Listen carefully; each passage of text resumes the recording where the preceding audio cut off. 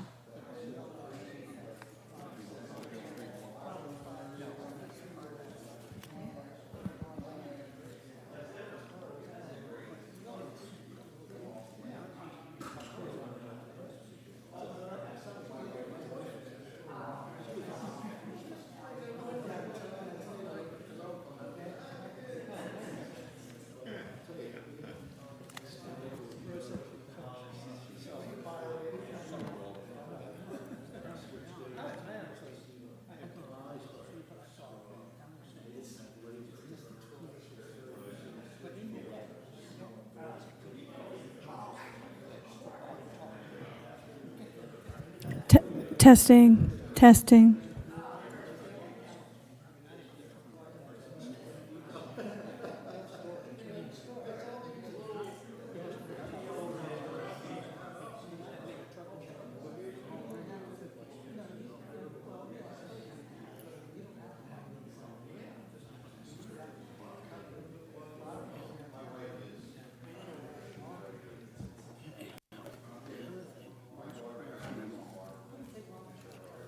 I had that here.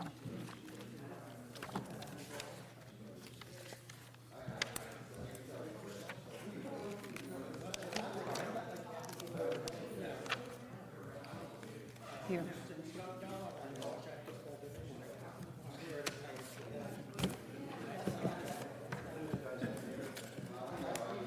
You like to use highlighter too.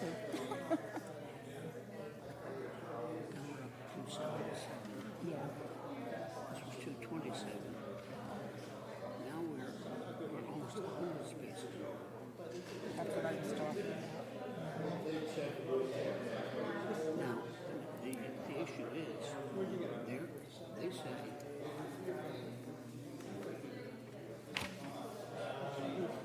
read this part here. They say that there were no vacancies between June 15th and Labor Day. What's this? Right?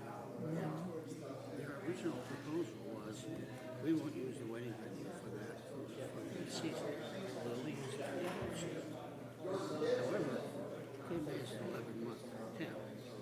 And the largest, the four most popular months for weddings are September, October, May, and June.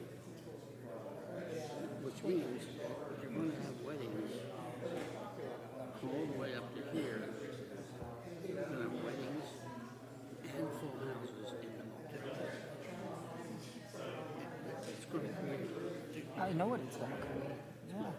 a massive congestion on the beach. So, I mean, that's where we are. And the traffic study is useless. I saw that he did it 3 days in July, which was which I was surprised. I thought maybe he would have done it in January. Well, you could do it in July, I don't care about that. The point is, they have no right counting on-street parking spaces as their spaces. Those are public spaces. They don't work for your operation. Your parking is determined by the zoning code. The zoning code says you have to have X number of spaces for every room, for every employee, and it doesn't say, and you can use the streets. It says you have to have off-site parking. You're right. So this whole big transportation stuff, in my mind, is a bunch of nonsense. So, Yeah, you're absolutely right. I Don't- got a problem with this, I really do, 'cause it's, They have some. it's 6 pounds of shit, 4 pounds of I love it. This is a real dog and pony show here going on. But it's just an outrageous expansion of an already packed site. It's just not. And I'm going back, which my notes were, where did I do with them? These. The last time they came, we talked about the music, the surrounding residents, we talked about the impact, and we were concerned with that first phase, Impact on the neighborhood. the impact, and now they're pushing the envelope this way. There'll be a waiting room outside. Yeah. Celebration. The minute I saw, how did they word it in there, the kitchen, the catering kitchen and all, okay. Now this changes the whole flavor of it. And by the way, also, 28 employees. I didn't That see was it. before catering kitchen, a waiting staff, a banquet Write that down. sections. So we It's want, still only going to be 28 people. Certainly not going to be people who work there. yeah. It's not. It's not going to be 28 people. Here we go. Because the thing we let them do the last time they were here, that's an all-weather dining facility. They built on the beach. Yep. You can sit in there in December in a snowstorm and you can sit in either side.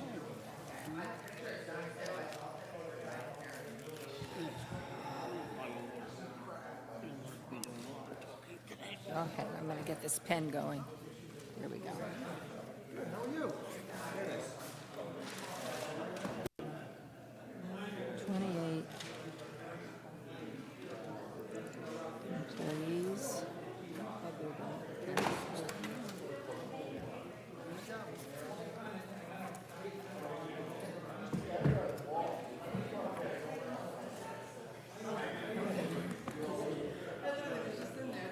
So how are you? You back good now? May and June. You back for good now? Oh yeah, I've been back. I know. Yeah. How's the carpal tunnel guy? Is he doing He all had right? surgery. Yeah, you know he had Yeah, surgery. yeah. He's got the stitches out about a week ago, and yeah, today he went out in the shed, and I had some.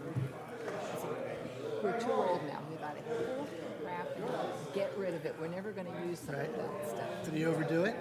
I know, but he did it today. It was his first big day, I think, using the hand, so we'll see tomorrow. But I'm glad he had it done. Good. Because he still has arthritis. He had in the that other one hand. done too, right? He had the other one done last year. Okay. The left one. Right. And that was beautiful. But this hand has bad arthritis in it besides. But he was, I think we went through 10 glasses that he would just drop because he would Oh, lose. jeez, really? Yeah. There you go, So I Chief. said to him, you know, you got to go get that hand done or live with plasticware. Oh, you put your foot down on that. I am using plasticware.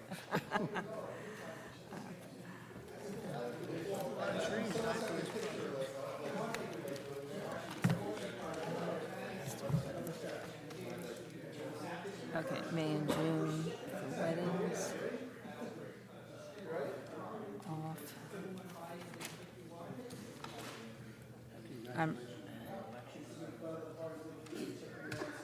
What did he get elected to? Oh, congratulations.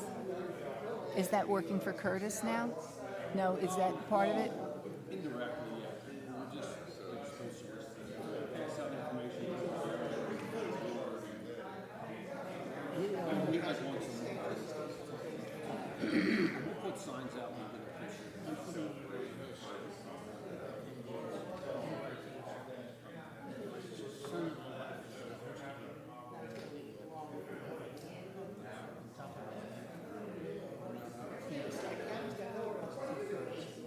Scott Drive. How are you, Marilyn? I'm fine. How are you, Sam? Good to see you too. Just I'll be curious to see how this goes. Midnight. Okay. It's okay, I've read it. Caffeine and snacks.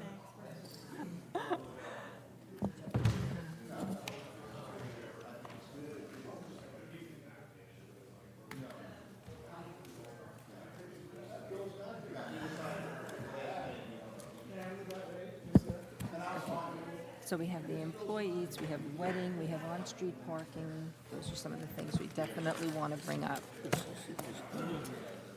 double usage of the parking spaces on a seasonal basis.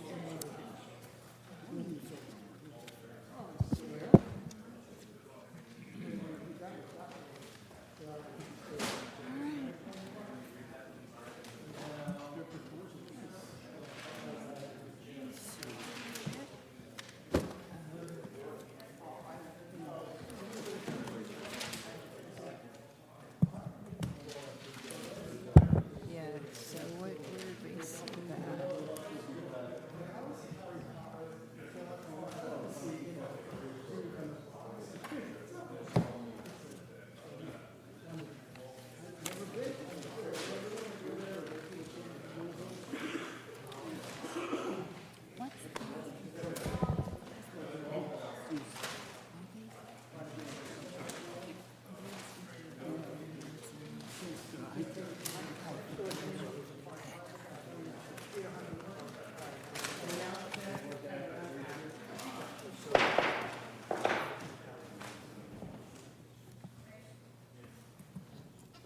In compliance with the Open Public Meetings Act of 1975, adequate notice of this meeting has been provided. Okay. If any member has reason to believe this meeting is being held in violation of this act, they should state so at this time.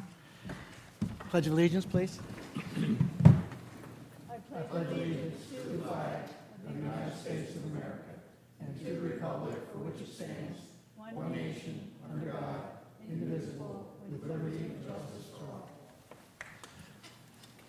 Roll call, please, Karen.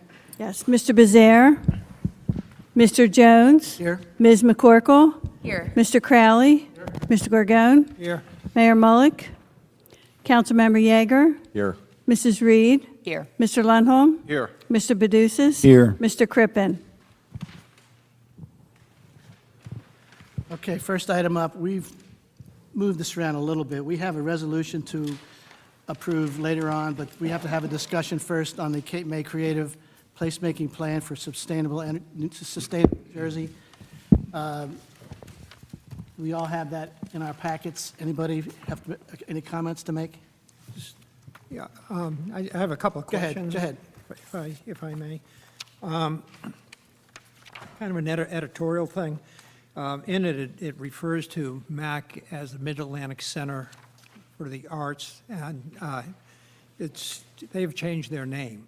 And they did that a few years ago. And I'm just wondering if that's a change that should be made. It was something that they did for rebranding purposes. If Rotella did this, should this go back to him to change, or what? If we decide to do it, or can we just make the changes? No, I think we just approve it with that recommendation that Okay, they correct okay. that typographical error. Okay. You have others you want to talk Yeah, about? it's called Museums, Arts, and Culture now. Okay, is so noted. MAC is. The other question I had is, yeah, on page 4, where you list those areas that are the public-private partnerships, where the city owns the property and then others are responsible for maintaining it. I know that you mentioned, where is it here? Well, I'm just wondering if the AME Church should be listed in that. Because I believe you now have the contract now exists between the city and the East Lynn Theater for that, and there are some responsibilities that they have. So to me, it would be similar to some of the other locations that are listed on here, like the Physic Estate, and the tennis courts, and so on. Noted. Okay, we'll make that change. And I'm not sure, this is Go ahead. kind of in Go the for it. weeds a little bit, but the Fire Museum, I know it's on city property, but is that something that the city maintains? Does anyone know? I was wondering if that should be listed here, or if that's something that the volunteer firemen just do it, or, I think it's a combination, to tell you the truth. yeah. And I'm not sure Under the that's, auspices of the city, though. yeah, and I'm not sure there's any contract, lease, or any other agreement between the city and that, but that was another location that I noticed. That's basically it. Anybody else have any issues with the way it's Yeah, written? yeah, I do, a couple. Go ahead.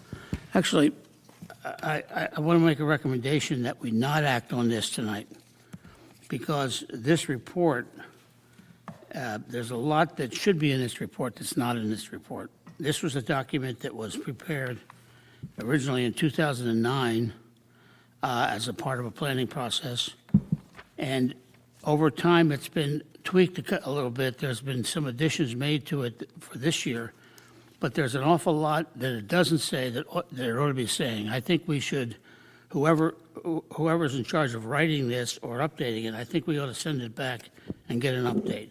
Let me tell you what I mean. They talk about the regional impact of the cultural environment of Cape May. They don't mention things that they ought to be mentioning. One, in fact, would be the convent operation out in Cape May Point, because there's a lot of references to things like the Airplane Museum and things like that. That ought to be put into this report, because we've expanded the cultural profile of everything below the canal for quite some time, and I think we need to make sure that we've captured everything. Another thing that's not even mentioned in this report is that we have a business improvement district of the mall as a public-private partnership with all of the merchants and property owners on Washington Mall. That's not even mentioned in this report. What's also not mentioned in the report is that we've actually resolved the Sewell Point project, which is an environmentally sensitive project. It's referenced in this report as something that needs to be done in the future. What I think I'm suggesting here is that we take a little bit of time and scrub this document, get it up to speed.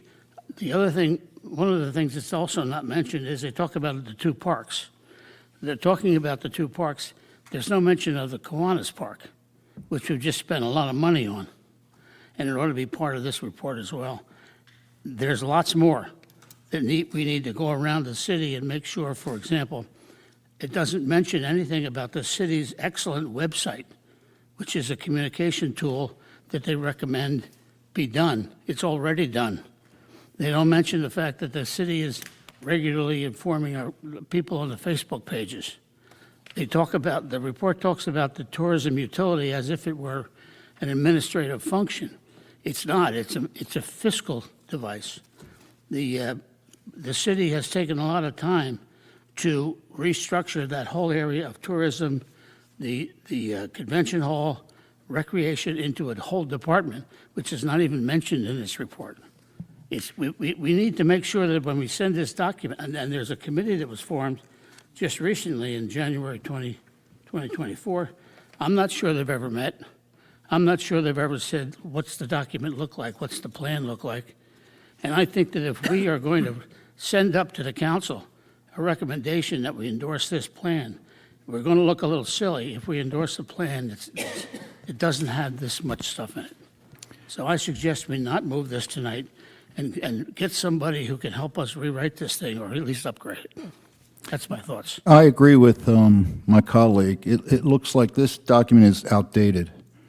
It hasn't been updated. You know, I read it in Cape May Forum. I don't even know if Cape May Forum even exists anymore. I was one of the founders of Cape May Forum. No, Does it mention the lighthouse at all? no. So I agree that we need to table this and look at this document and, We've got a much better story to tell than this. yeah. And if we tell it publicly, we need to make sure it's as good as we can make it. Preaching to the choir, preaching to the choir. I don't have a problem with tabling it tonight and just not acting on this tonight. Can we do that? I think, but on the discussion, and you'll do whatever you want to do, Mr. Okay. Chairman, it sounds like you're more than just tabling it. I think you're, want to have the clerk note to whoever is in charge of whoever produced it, I guess city administrator or whomever, that you believe it's deficient. not Very just that good. you're tabling it. You're not unable to make a decision, you're making a decision that you think it needs to be reworked and improved, so that's your recommendation. Do we need a motion on that? That's what I would suggest. I would let Mr. Crowley, since he seems to be the initial advocate, to phrase his motion, and then Okay. you can vote upon it. That's how I would do it. You want to make a nice, simple motion? Have I ever made a nice, simple motion? Can you try? Before you, One out of two would be. even, Well, I'd like to recommend that we not take action on this, but refer it back to the city administration to make sure that the report is revised in such a way as it captures everything we're actually doing. one other thing, just even on the resolution, it says here, whereas a requirement of Sustainable Jersey is that this plan be accepted by resolution of the Municipal Planning Board. Now therefore be it resolved that the Planning Board, the City of Cape May, supports the creative placemaking. So that's language. We're doing the right thing here. We're doing the right thing here. So, Is there a second on that motion? I'll second it. Any further discussion? All those in favor? Aye. aye. Or do you want to call a roll call? Go Want ahead. me to call it? Go ahead. Okay. Go ahead. Mr. Crowley motions, Mr. Gorgon seconds. Mr. Gorgon? Yes. Councilmember Yeager? Yes. Mrs. Reed? Yes. Mr. Crowley? Yes. Mr. Lundholm? Yes. Ms. McCorkle? Yes. Mr. Produces? Yes. Mr. Jones? Yes. Thank you. All right, next item up quickly is this payment of bills. Do you need a motion on that? I'm not sure you're spending, but you're authorizing spending money. All right, all right, we presented several bills to pay this evening. Is there a motion to approve? So moved. Second. Any discussion? Roll call. Okay, we have a motion by Mr. Gorgon, seconded by Mr. Crowley. Mr. Gorgon? Yes. Councilmember Yeager? Yes. Mrs. Reed? Yes. Mr. Crowley? Yes. Mr. Lundholm? Yes. Ms. McCorkle? Yes. Mr. Produces? Yes. Mr. Jones? Yes. Thank you. And next up, we have minutes of May 14, 2024. Anybody have any comments? Is there a motion to approve? I'll make that motion. Second. Roll call. So we have a motion by Mr. Crowley, seconded by Mr. Lundholm. Mr. Gorgon? Yes. Councilmember Yeager? Yes. Mrs. Reed? Yes. Mr. Crowley? Yes. Mr. Lundholm? Yes. Ms. McCorkle? Yes. Mr. Produces? Yes. Mr. Jones? Yes. Thank you. All right, next up is our application for this evening. Addis Inc., 1317 Beach Avenue, Ethra LLC. It's 1318 New Jersey Avenue, Block 1146, lots 6 through 24. We have a site plan, preliminary and final variance relief, hardship, and substantial benefit. Who's the lead on this? For now, I'm the leader. The real leader is George down there, but I'm the leader for now. So Chairman, Councilman, members of the board, good evening. My name's Keith Davis. I'm an attorney at Niemed Davis and Goldstein, and we represent Addis Inc. George Andy is here as the president of that corporation, which owns the Lemaire Beachfront Resort.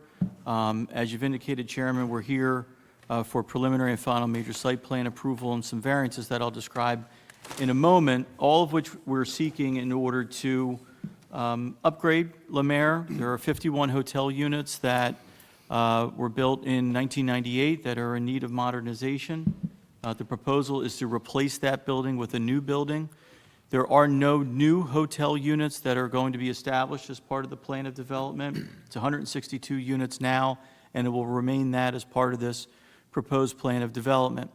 Those units will be upgraded to match the other hotel units that are throughout the Lemaire product, so that our customers have a certain expectation of quality within the complex.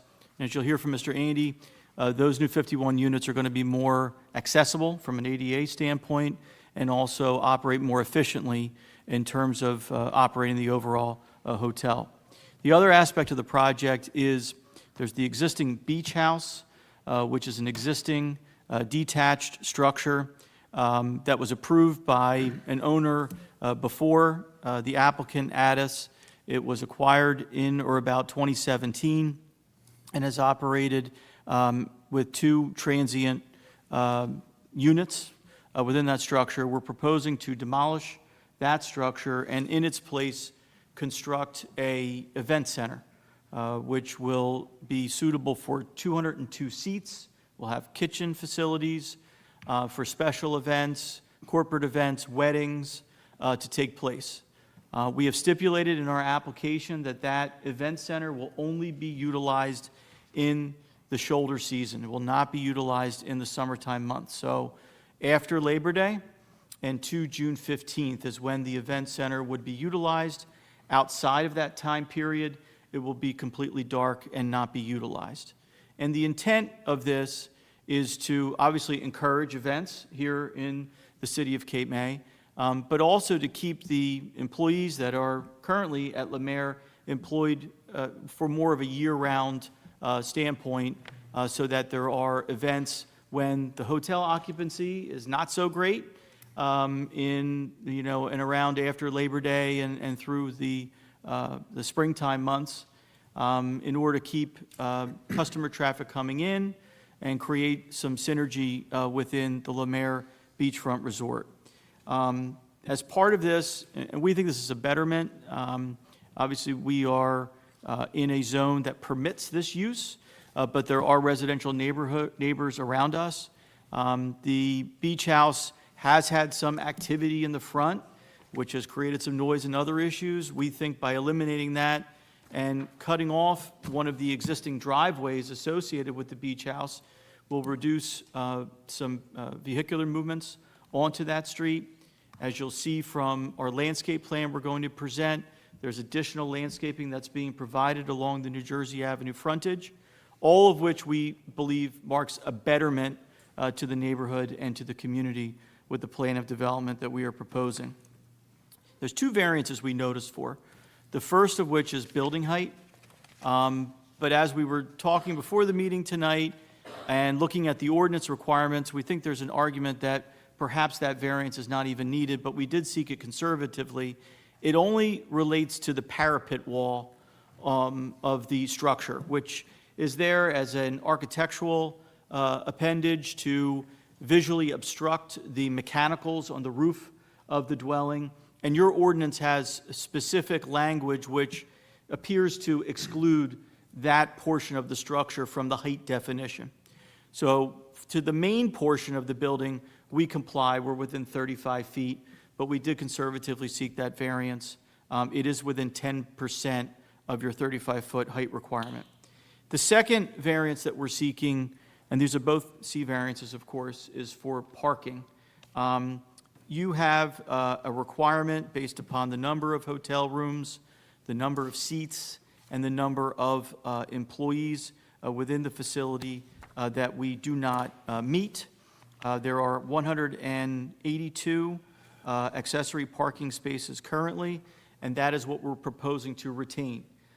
As you'll hear from Mr. Andy in terms of the operations in the shoulder season month with the event space, and also from our traffic consultant, David Shropshire, we believe that there will be shared parking associated with this use. Folks that are coming to partake in a wedding event, there's going to be a requirement that a certain number of rooms be blocked off as part of that event. And a significant percentage of those attending such an event are also going to be staying in the hotel. So we believe that that's one parking space that should be counted and not two. Doesn't literally meet the requirements of the ordinance, but we believe that with the the parking assessment that we prepared that Mr. Shropshire presented in his testimony tonight, that we've met our burden under the C1 and C2 criterion to justify that variance. I have with me, I mentioned Mr. Andy, he'll be our first witness. Seated to my right is Bill McLeese, who's our project architect. Jim Mullen is here, he is our civil engineer. Joe Malillo is our landscape architect. David Shropshire, I mentioned, is our traffic consultant. And Tiffany Morrissey is our professional planner. So those are all the witnesses I have tonight. And Chairman, we can have all those witnesses sworn at the same time, do it individually, whatever you prefer. Yes. We will swear them all in at once. Great. Also swear in our board engineer. Do each of you, Raise your right hand, please. Do each of you swear or affirm to tell the truth, the whole truth, and nothing but the truth, so help you God? I do. Thank you. So, Mr. Andy, are you the principal of Addis Inc., the applicant tonight? Yes. And Addis is the owner of the property which is the subject of this application? Yes, both, well, yes. And how long have you and your family owned the La Mer Beachfront Resort? Since 1969.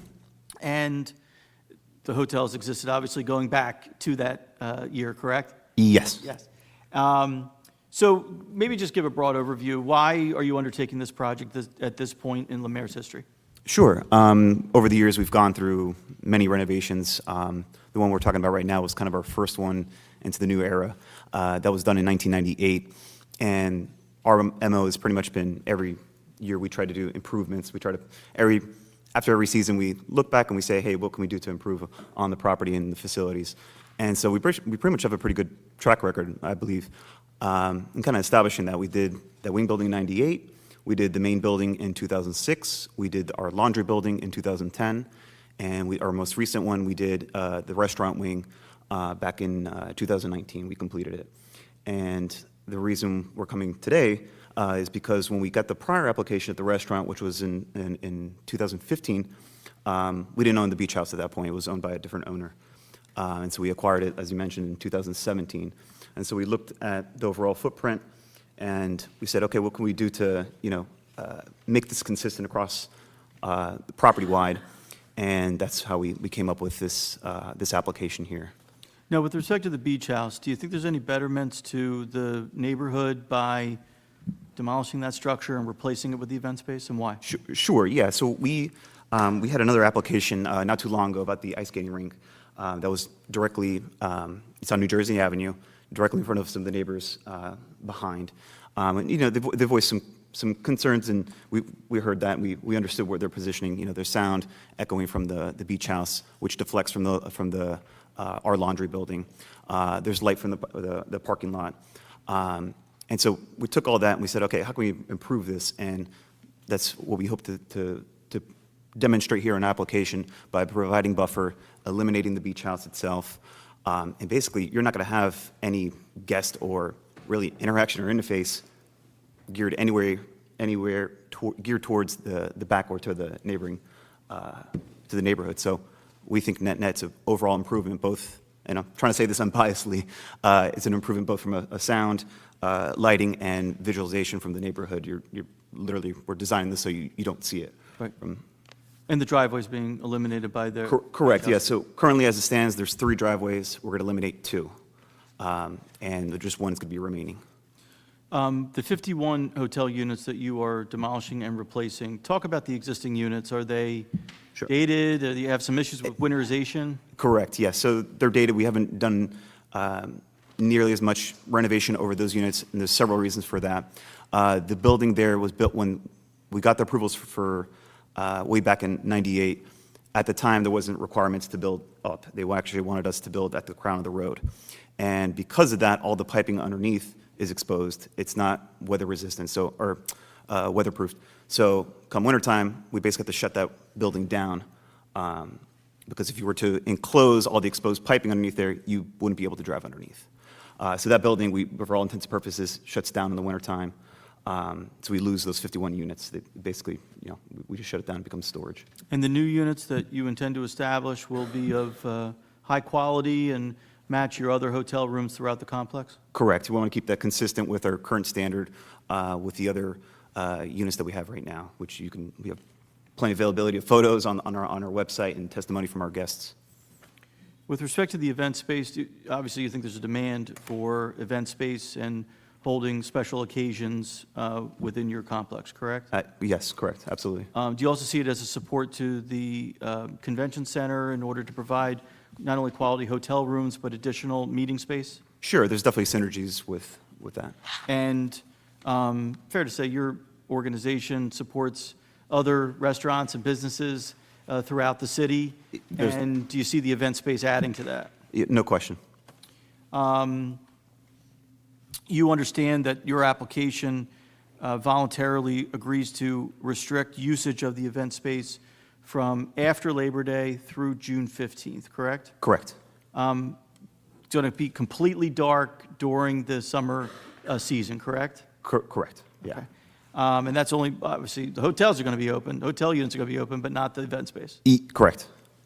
And are you going to have any obligations and requirements upon someone who elects to use the event space in terms of the booking of hotel rooms? It's going to be required in order to, you can't book the event space without having units. It's going to be contingent.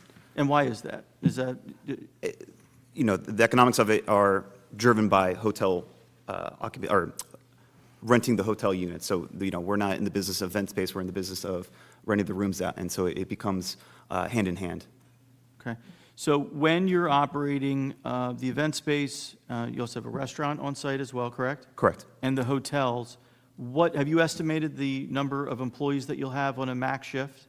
It's no different than what we were approved for back in 2015, the 28. 28 total At the employees. peak time, correct. So explain this to me. How can it be the same without the event space and with the event space? What are you doing to the employees? How are they being reallocated? A lot of the employees are cross-trained and cross-utilized. You know, some will work the banquet, some will work the back of the house, some work the front of the house. There's a lot of cross-utilization, but all the shifts are, you know, there's different disciplines, let's call it. You know, morning is very different from the evening. Also, we have, you know, there's a lot of different trades. There's housekeeping, there's maintenance, but they don't all occupy the same shift, you know. Your prep is different from the actual execution. Your maintenance guys are typically there during the day. Housekeeping is typically during the day when all the guests are already checked out. So it really does, though you have a flow, there's an influx of employees that come in and out. At the peak time, it's no different than what we've stated before, which is the 28. And do you see a fall off on hotel occupancy rates after Labor Day? Oh, yeah. And does it become more demonstrable as you get into the shoulder season? Meaning, down? Yeah, correct. And do you have as many hotel employees in the shoulder season as you do in the peak season? No, no. And would that allow you to reallocate that staff to work within the event space? Correct. You know we're seeking a variance for parking, correct? Yes. Tell the board, what has your experience been overall with the parking needs of your existing facility and whether or not your existing parking lot is accommodating what your demands are? Yeah, I mean, if you come during the months that we're trying to operate the event space, I mean, you know, September up until, you know, call it mid-June, there's plenty of parking. I mean, there's no question we've ever had any issues or there's never been, you know, hey, I can't find a parking spot, where do I go? Mm-hmm. And there's an existing restaurant operating. Do you find that your hotel patrons are also utilizing the restaurant on site? Oh, for sure, because, and I can quantify this because we have a lot of guests that, you know, do room charges. You know, they're staying, they're going downstairs, they're getting breakfast, they're grabbing lunch, they're grabbing dinner. They do the room charges. And what we found historically, since we've been running it since 2019, we get about 35 to 40% guest capture every day from those guests that are staying. They go downstairs and they use the restaurant. You're proposing 182 accessory parking spaces, which is the same number you have now, correct? Correct. Do you believe with the event space operationally, you're in this business, you know this business, do you believe that will be adequate for your proposed operations? Yes. That's all I have for Mr. Andy. Any questions for him? Just as to operations? One question. Sure. I thought I read something in the material somewhere that they were going to require that 50 rooms be booked for the event. I think I saw it, but when he testified, he didn't say a number. I just don't know if that was intentional or an oversight, or if he wants to go Yeah. back and say that or what. So what we're prepared to do, and Mr. Shropshire is going to provide some additional testimony onto this, is to have a certain percentage of rooms blocked off commensurate with whatever the attendee count will be in a special event. Your ordinance has a requirement for assembly halls of one parking space per 4 seats. This is outlined in Craig's memo. So what we're proposing to do is to require that for any special event, 25% of the attendees has to be the equivalent of the blocking of hotel rooms. So if there's a 100-seat special event, 100-seat wedding that's booked, 25 of those rooms have to be booked by the person booking the special event. It's got to be one package. And we believe that eliminates the double counting of parking spaces, because the 25 people that are going to be staying in the hotel room are going to be patronizing the special event space, be it a wedding or anything else. Going to testify to that, though? Shropshire will, yep. Not me. You're off, though. Fair. Rich. Microphone. Thank you. Go ahead. No, it's mic- Oh, Oh. Any other questions for Mr. Andy? Yep. The restaurant that you have now, that was 182 seats, and there were, in that restaurant, there were 146 seats, 37 parking spaces required for that. When you, the addition you're putting on is an all-weather addition, Yes. and so you have all of the seats inside the existing restaurant, used to be called the Beer House, I guess. It's still the Pear House, yes. And then you have another X number of seats in the all-purpose, all-weather dining edition. Yes. What's the total between those two? It's still we're marked for 146. We're still keeping that consistent, that we're not adding to that count. And that's going to be open all year? It's all year round, yeah. In the wintertime, we everything kind of tapers down. Typically, we shut down Monday, Tuesday, Wednesday, only open for dinner on Thursdays, weekends, of course, and then depending on the time of year, Sunday evening, we shut down too. So this is it's going to be primarily a wedding venue? For the event space, wedding, corporate, I mean, we've seen a need for both. But yeah, the weddings would definitely be factored in there. You know what months are the most popular for weddings? June and September. What's that? June and September. June and September? Mm-hmm. And October? October, well, yeah, October too. And May? In May. Yeah, so basically what that information tells me is that the four most popular months for weddings are not going to be in the blockout space. So you're going to have the wedding venue in use September, October, May, April. It's also a popular month. So basically what you're really suggesting there is you're not going to be able to use that double dip parking allotment, because you're open for business as a motel and a restaurant and a wedding venue or a convention venue for everything except the 75 days of August, July, and half of June. Half of June and half of September. We're proposing basically the cutoff would be June 15th to mid-September would be blackout. Your information says Labor Day. Day after Labor Day. Oh, day after, I'm sorry, That's what our I misspoke. application Sorry. stipulates to, correct. We thought that would be something the board would ask for. I don't think we have any inherent opposition to allowing the event space to be open year-round. But we think it's more conducive to the city in order to restrict it from the day after Labor Day to June 15th. So you'd rather have the event space open all year round, right? Well, I mean, look, for any business owner, I think they would like to have more options rather than less.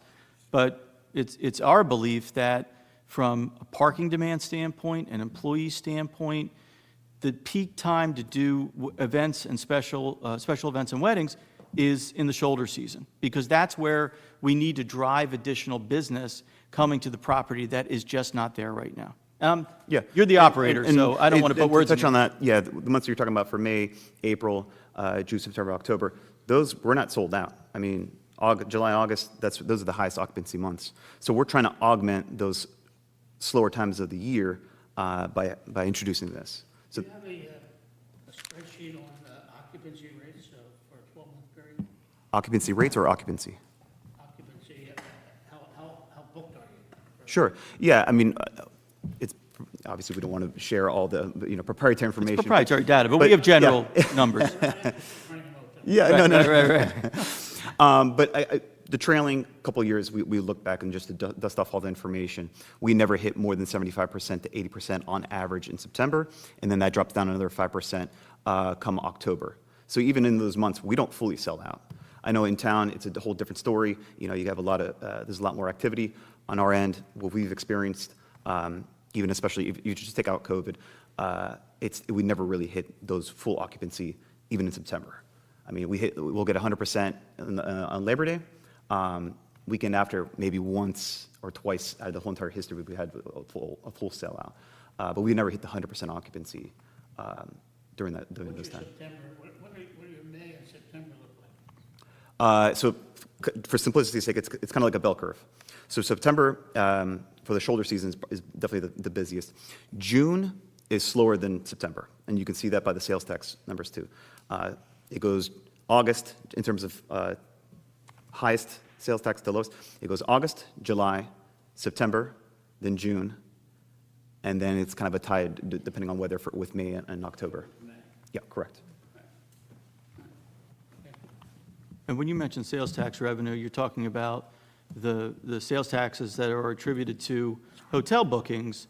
So you're able to look at the revenue to determine. And this is not something I'm making up. It's public information that you can pull from the state, and they're the ones that record all the occupancy tax. So you can kind of back out the numbers and say, okay, what is Cape May doing?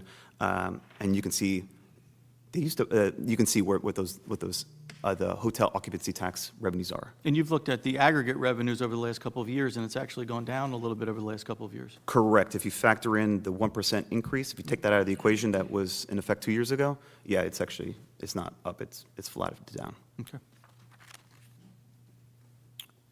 Any other questions for Mr. Andy? All right, he's not going anywhere, so if anyone thinks of one, he'll certainly be here. Mr. McLeese, you're a licensed architect in New Jersey, correct? I am. And I know you've provided testimony, at least to the zoning board.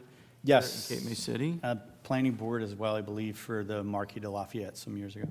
And you've been before the Historic Preservation Commission.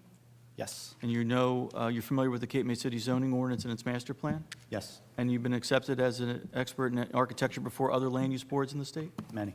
Any questions about his qualifications? Fine. Thank you. All right, Bill, why don't, I think everybody knows Lemaire, but why don't, just for the record, can you go over what's on the property currently, what the existing conditions are? Sure. Just as a matter of housekeeping, it's block 1146, lot 6 through 24. It's 1317 Beach and 1318 New Jersey, which I believe as part of this application will be consolidated. Overall, the property houses the Lemaire complex, which has 3 frontages on Beach Avenue, Pittsburgh, and New Jersey Avenue, so in some respects has 3 front doors. Can pose some design challenges. If we look at the overall aerial view that you see there, it's on the cover sheet, you'll see their main parking and porte-cochere entry to the left-hand side of that. The area that we're talking about, our proposed addition, would be to the center of that image and to the lower right. And that sheet, is that G? That's part of the submission set. What's it say in the bottom? G right? 0.00. Okay, good. Thank you. Sure. So to kind of, again, orient you, this is the demolition plan from Mr. Mullins' engineering plans, but I thought it was a good overall aerial to show you the existing conditions. So you have New Jersey Avenue across the top of the page there. And as you'll see, we have identified area demolition number 1. That is that's the Beach House property that was, sorry, let me get these bubbles off the screen there. That was obtained and is proposed to be consolidated here and was approved to be demolished by the HPC in their March meeting, I believe. So that is going to be demolished. The hotel wing that Mr. Andy pointed out, the immediate left of the property, is area demolition number 2. That's the hotel wing that was constructed in 1998, and we're proposing to demolish and reconstruct. And the event center space, you'll see. Will that section be demolished, or will it be just renovated? No, it's completely demolished and reconstructed. And the event center space actually will kind of sit between the 2 of them, which you'll see in the next image is probably best. And that was sheet 3? That is sheet 3 of the engineering set, part of the submission. So this is our site plan, again, also part of the submission. So what you see there, everything in yellow, is proposed new construction. And in addition to the new construction of structures, you also see a pretty substantial landscape buffer, which is actually proposed to be a continuation of the existing landscape buffer that separates the existing Lemaire surface parking from New Jersey Avenue. So we took a similar approach trying to be sensitive to potential concerns of property owners across the street and recognizing the fact that there is a separate zone on the other side of the street. We went in with a heavy landscaping buffer there. In addition to that landscaping buffer, and maybe if I flip back here, in the demolition plan, you'll see area of demolition number 3. That's an existing curb cut and exit drive, two-way drive in and out of existing surface parking there. The beach house also has its own 2 driveways, which are kind of hard to see in this. We're proposing in the proposed site plan development, we're eliminating the 2-way drive to the parking area to the extreme left, and we are eliminating one of the drives from the beach house and reconfiguring and repurposing the other to create a service entry point. So beyond, Mr. Chairman, is it appropriate now for questions, or should we hold off? Go ahead. Could you go back to the slide before we had the old house right there? Now, you say the HPC approved that? Approved the demolition? approve the demolition of it. In their notice, they said that they were concerned that the house, while it wasn't contributing, offered substantial benefit to the district, and that the testimony presented, the applicant represents the benefits to be carried forward and incorporated into the plan. Could you explain how that happened? Sure. Do you want me to jump to that now, or? Well, are you going to cover that? Absolutely. Oh, okay, okay, all right, fine. The other question I had was that, is that go back again. To the one out on Beach Drive, the demolition project right on Beach Drive, is that to the ground demolition? Yes, yes. All right. The hotel wing? Yeah, Yes. all right. So, and then it's actually going to be built up, but extended to the backside of that parking lot? That's correct. All right, okay, all right. So in addition to the landscape buffer and the new structures, you can see there is some paving that's going to be done within the confines of the existing surface lot, obviously as an improvement, concrete pavers to kind of dress up and celebrate the entrance to the property and to the event center. That's A1.00, right? That's correct, part of the submission. This would be a new exhibit. This is an overall aerial image, again, showing the property in rendered form so that you can better see the landscape buffer in its size and configuration. You had pointed out earlier what had been done to try to carry that forward. We worked kind of at length with the HPC over 3 hearings and as many review sessions in between as a back and forth with them and how we could address this building and have it serve. So as it was told to us, that property, while not contributing, was actually constructed in the early 2000s. But it served, in the words of the HPC, served as a transition between a commercial property and the residential property across the street. So working with the HPC and recognizing the features and the elements of that building that served to make that transition, we introduced, kind of scaled down a portion of the hotel wing here and kind of introduced a similar architectural treatment here on the service wing to break down the scale of the building, introducing a rhythm of pilasters and windows, incorporating shutters, incorporating porch columns and dropped beams and railing treatments here, as well as trying to match the height and scale of the original beach house structure and frontage and proportion as it relates and fronts to the street. One important point to note is the beach house structure today actually sits on the 20-foot setback line, which would be somewhere in here. The existing, what we're calling, I guess, laundry or housekeeping wing also sits on that frontage. The proposed addition is pulled back to 38 feet at this point.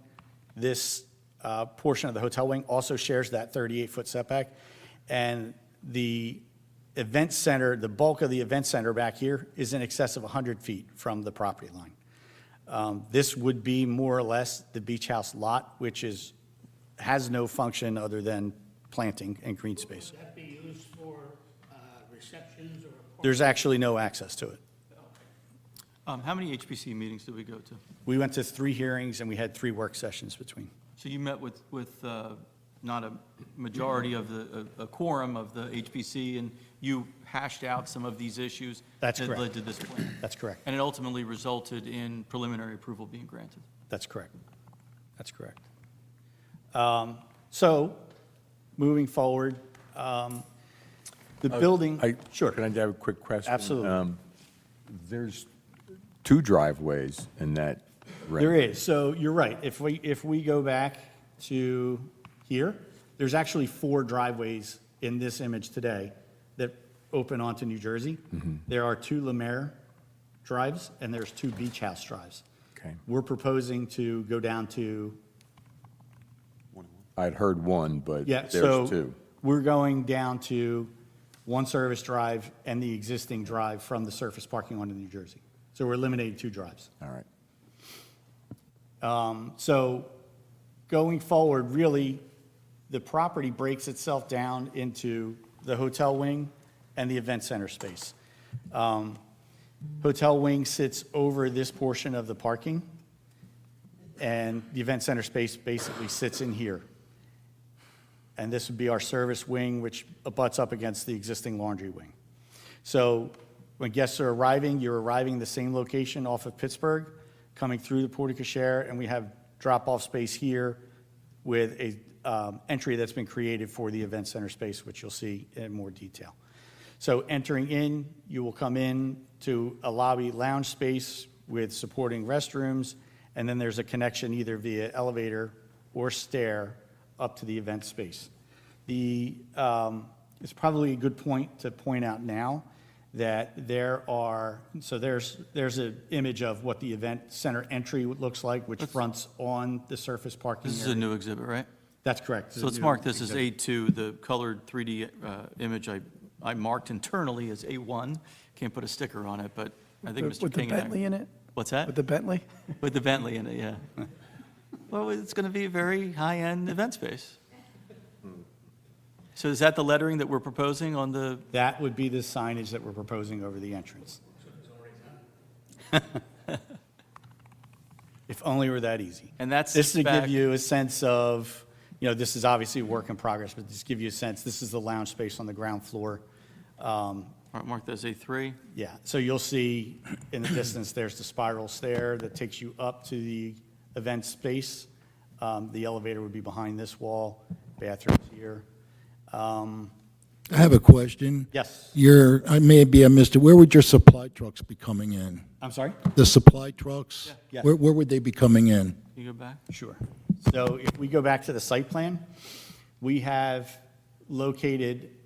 kept this one drive as a service drive that has 2 loading spaces. Our intent is to locate trash in one. Existing trash storage right now happens outdoors in this location at the end of the laundry wing. It's outdoors concealed by fence. We're proposing to put the trash indoors behind a roll-up door. And next to it will be a loading bay. And that's an existing service drive now, right? We're not introducing... might No, not be the this same location. would be one of the drives from the beach house. Right, but there's an existing service that There- we use for trash now. There's a drop-off area that happens in this lane right now. So that's not up for public use, that's just for your trucks to come in and, so where are the 2 driveways for the public to use? There's one driveway here, Okay, next to it, okay. that's it. And then the only other public driveway is here off of Pittsburgh, and obviously there's one on Beach. So, again, give you a sense of the spaces inside. I'm sorry, go ahead, I'll wait till you're done. Okay, so wanted to point this out, just so everybody's clear with this. We're trying to create hospitality spaces. The floor-to-floor height, as Mr. Andy's kind of already pointed out, with the existing hotel structures are pretty limited, which is not uncommon with hotel properties. But they don't really lend themselves to large open spaces, right? So we're looking at higher ceilings for the lounge space on the first floor, higher ceilings in the event space as well on the 3rd floor. And so what that requires really is that this portion of the 2nd floor is really just attic. So this, what you're looking at here is actually the ceiling of the 1st floor. So that extends over here where we have the loading area. We need the clearances for the trucks. We need clearances for ceilings here. So we don't necessarily have the same amount of square footage on every floor, if that makes sense. You see here on the second floor, we have storage and office space and some guest rooms. This is an executive meeting space, again, trying to cater to corporate events, that occupies that bump out portion that we saw in the exterior, that is kind of taking a nod from the beach house in terms of the scale and the architecture. Could you go back to the first floor for a second? Sure. The pinkish area, that's, I guess we'll call that the lobby. Yes. Okay. Is there a bar in there? There is a bar that's shown, that's correct. And will that be open to the public? No. No, it's only for events. So These have, all these spaces that we're talking about for the event center have been factored into the accessory space calculation that we submitted. We're considering all that in total as part of the event center, so. Right. So that's a This will go dark, restricted bar. correct. So, so we've talked about the second floor, And that's A102, and part of the. part of the submission. So again, you see the stair here taking you up through, elevator again, taking you up through. That gets you to the third floor. So the areas that you see in yellow, this is the banquet space here. We have a corridor, we have a corridor that connects the kitchen areas to the banquet space. And then we have a pre-function here, and you have a bridal-ready room here. And then the balance of this is the hotel wing with guest rooms. One thing to touch on as part of the engineering report, again, some sense of scale and flavor. Again, the higher ceilings you see there, that's approximately a 12-foot ceiling, but you can see with the width of the room, you really need that kind of ceiling height, otherwise it starts to feel uncomfortable. We'll call that A4. Yes. So there was, I think, a comment in the report about parking per sleeping room. So we didn't want there to be any confusion that this, originally, I think this suite was shown with a dedicated bedroom, and we've eliminated that wall. This is not intended to be split off or be a lockout. The intent really is just to have a suite, so it's just a larger guest room. So the 162 guest rooms are for 162 sleeping rooms. None of them have two bedrooms. That's correct.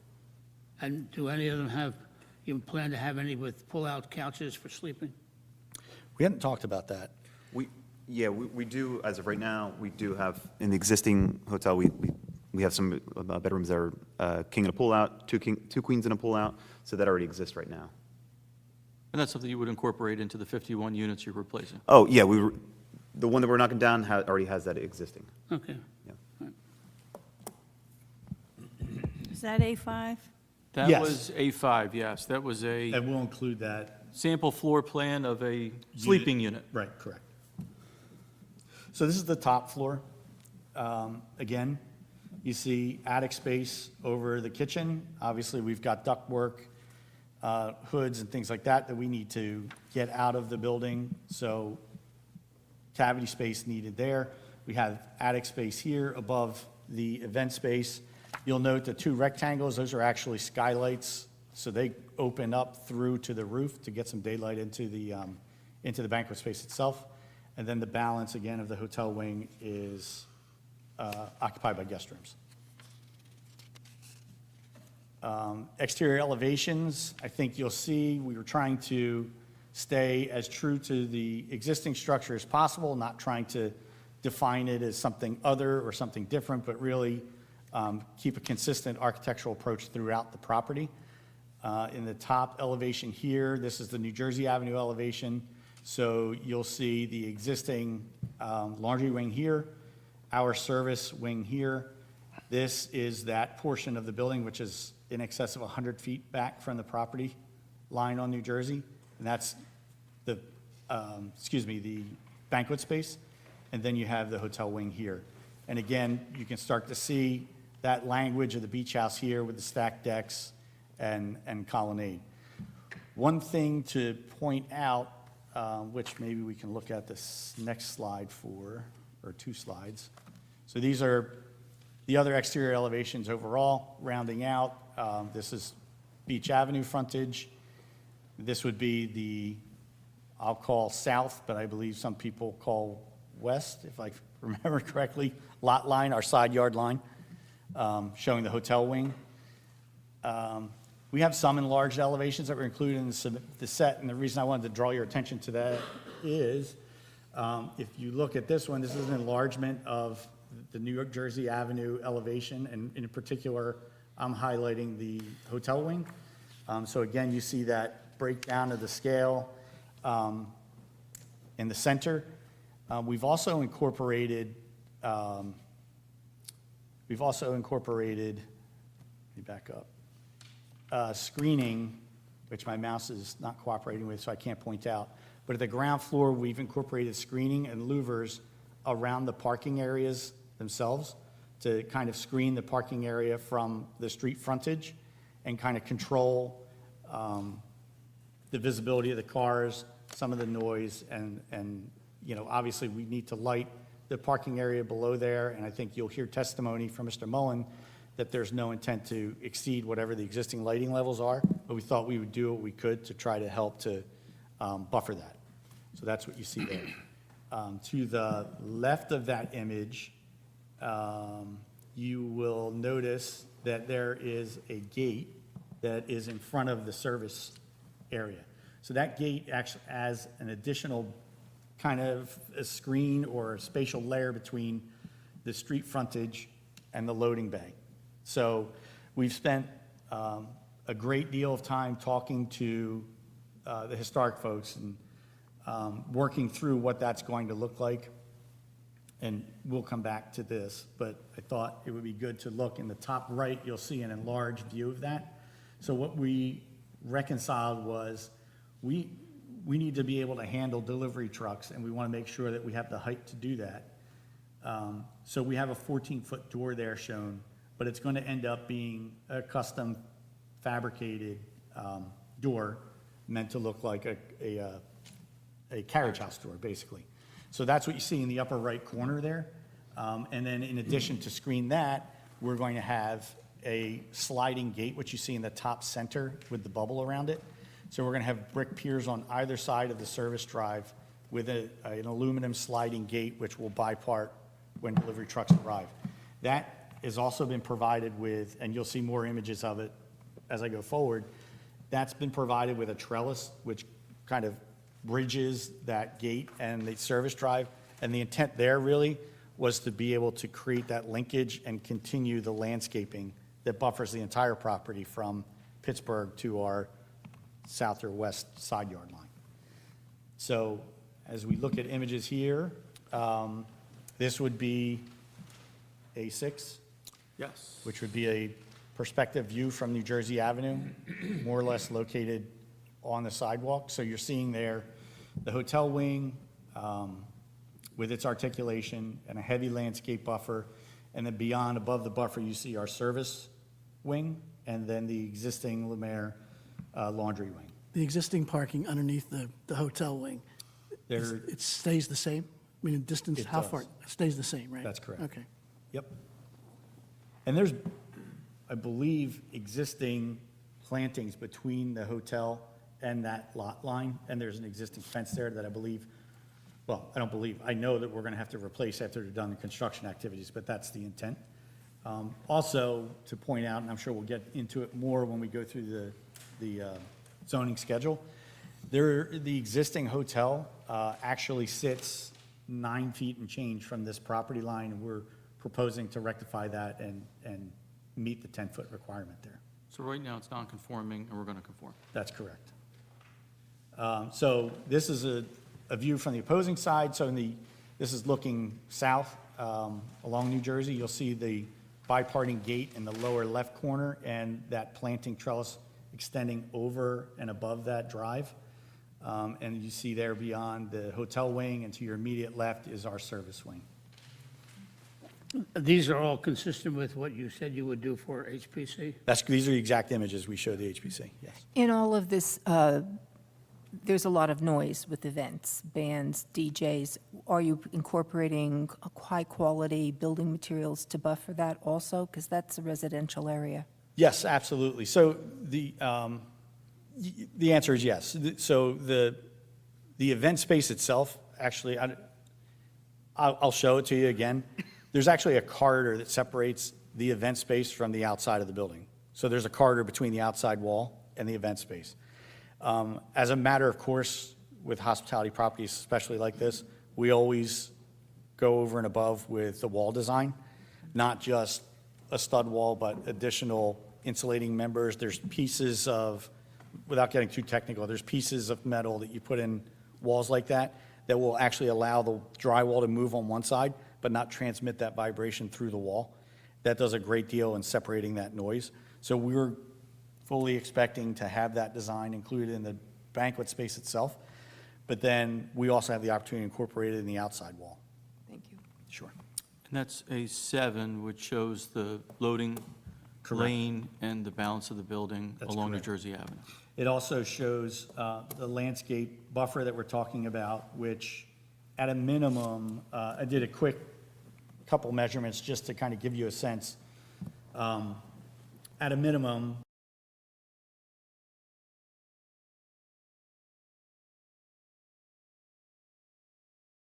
into the parking area along the south lot line, but in areas the buffer is as deep as 38 or 40 feet, which actually gets that deep right in this area adjacent to the loading space.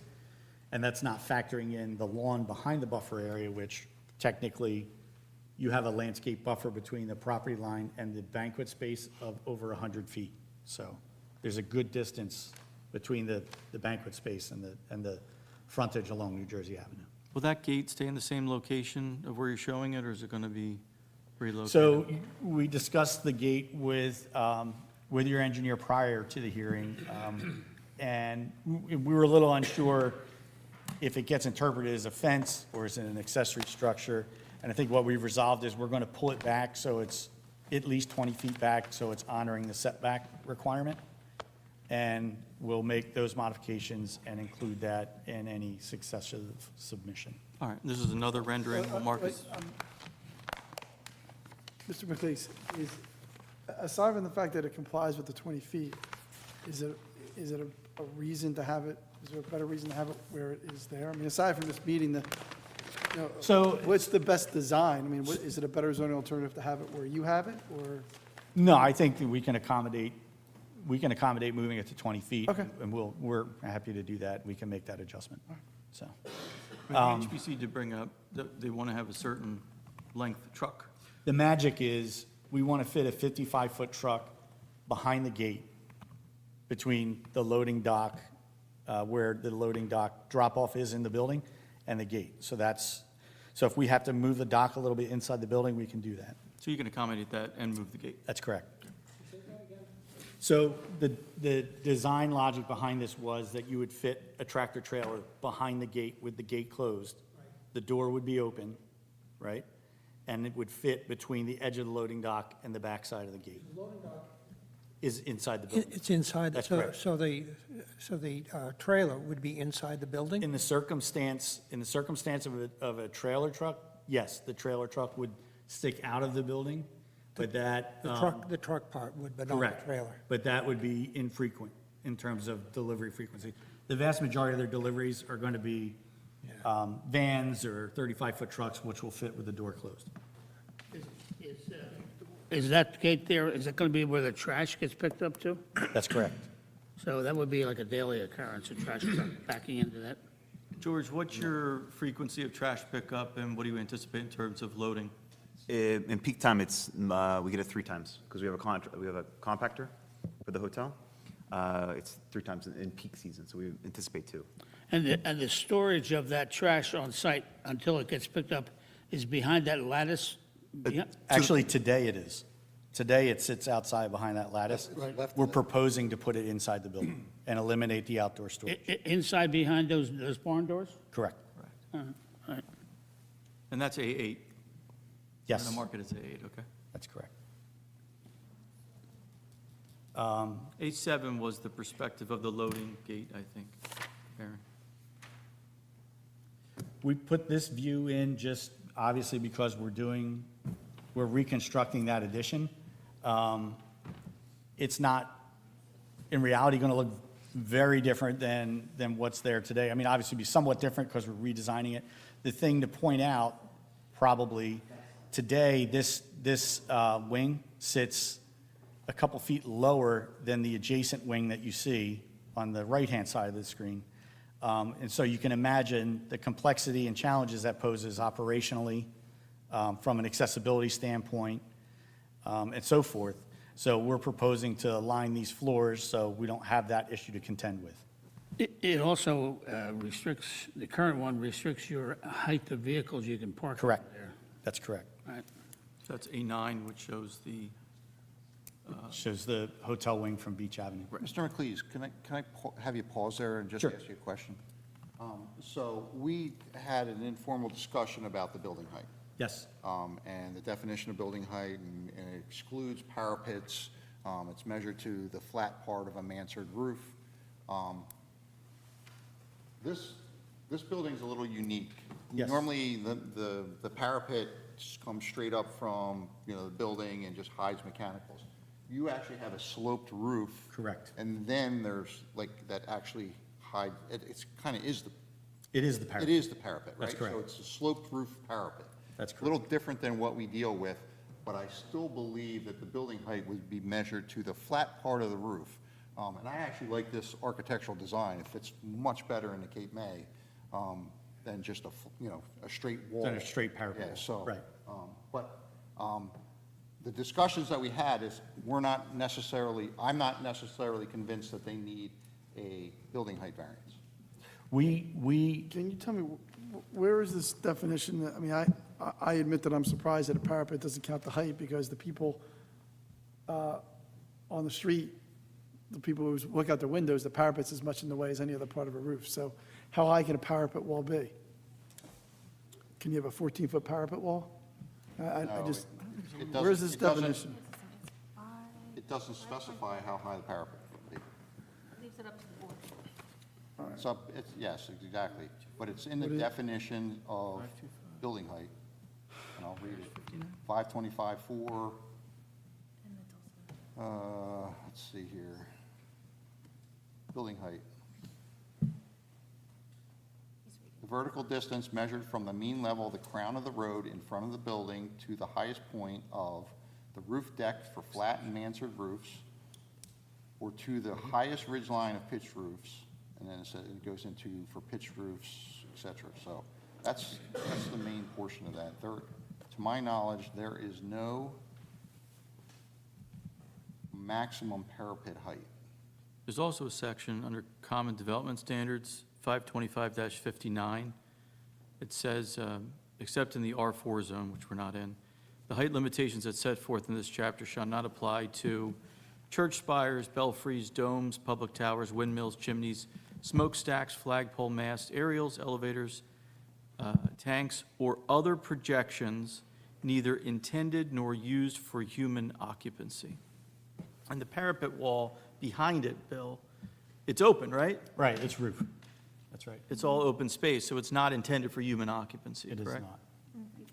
Nor is an attic, but makes sense to me. Okay, I mean, Yeah, I'm hearing this for the first time, so like this, I didn't see this I as heard an it for the issue. first time tonight. So I at least look at the definitions. I mean, all right, well, Oh, I and guess, there is a limitation of 20 feet in that section of the ordinance, too, shall not exceed 20 feet. what's that? That section I just read, that excludes church Did it spires say and, parapets in there? doesn't say parapets, it Has says, anybody said the word parapets yet? Did you say parapets in this building? Parapet is contained in the definition of building height. It's not where- determined- where is that it's not again? in- That's 525-4. Yeah, I'm reading it under building height definition, right? That, yes. All right, yes. Now, there's another exception which accepts out the church spires, et cetera, domes, cupolas. Elevator et cetera. penthouses. Yep, Yeah, that's all of that decorative And that's stuff. another section that doesn't mention parapets. Okay. Well, Rich is looking that up. Can I ask a dumb question here? This property currently has a variance for 39 feet existing height.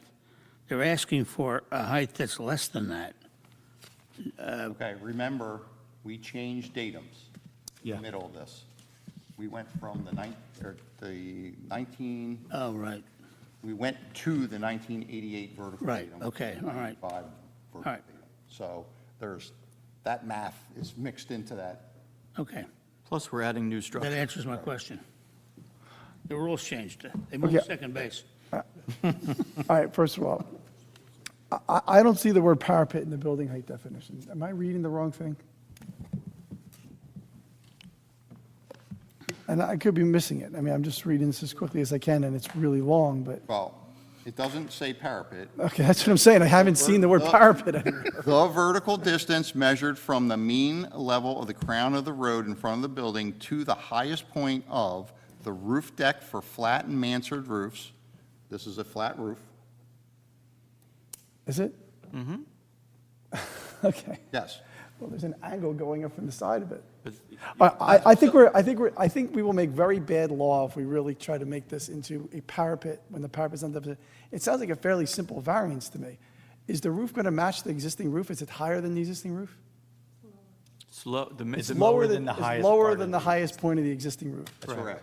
All right, can you reserve for appeal the issue of the, whether or not you need a variance, and we'll just vote on the variance?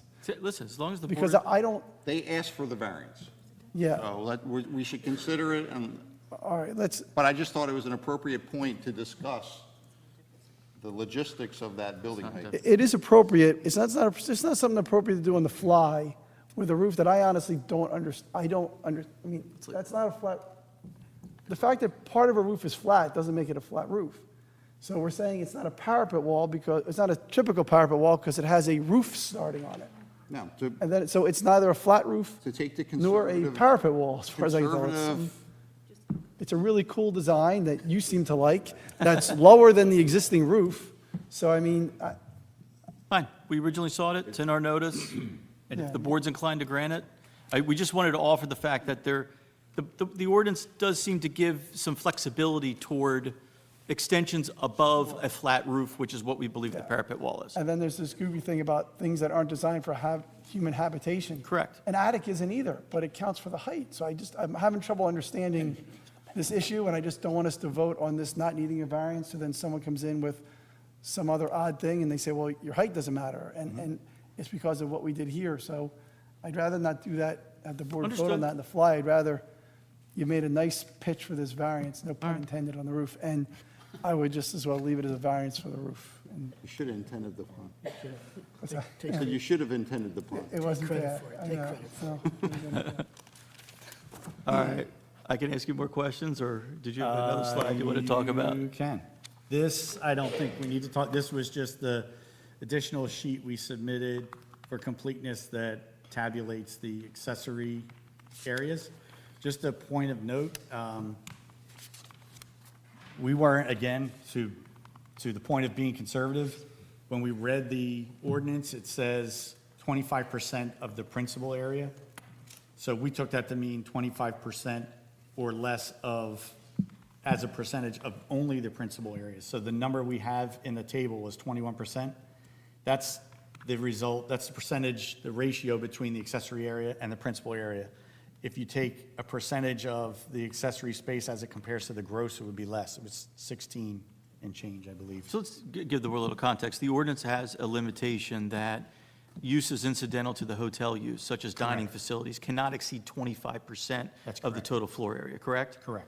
And with the dining, the existing restaurant and the proposed event space, is what we're proposing within the 25%? The proposed event space, the supporting lounge on the first floor, those bathrooms, the kitchen, and the pre-function space, all of those areas were factored in. And that's in the chart? That's That's on correct. the plan sheet G0.10? Correct. Okay. And we comply? And we comply. Very good. How about signage? I know we had the event space sign shown on an earlier Yes. graphic. I think it was A2. Yeah, so if I can jump back up to the top for that.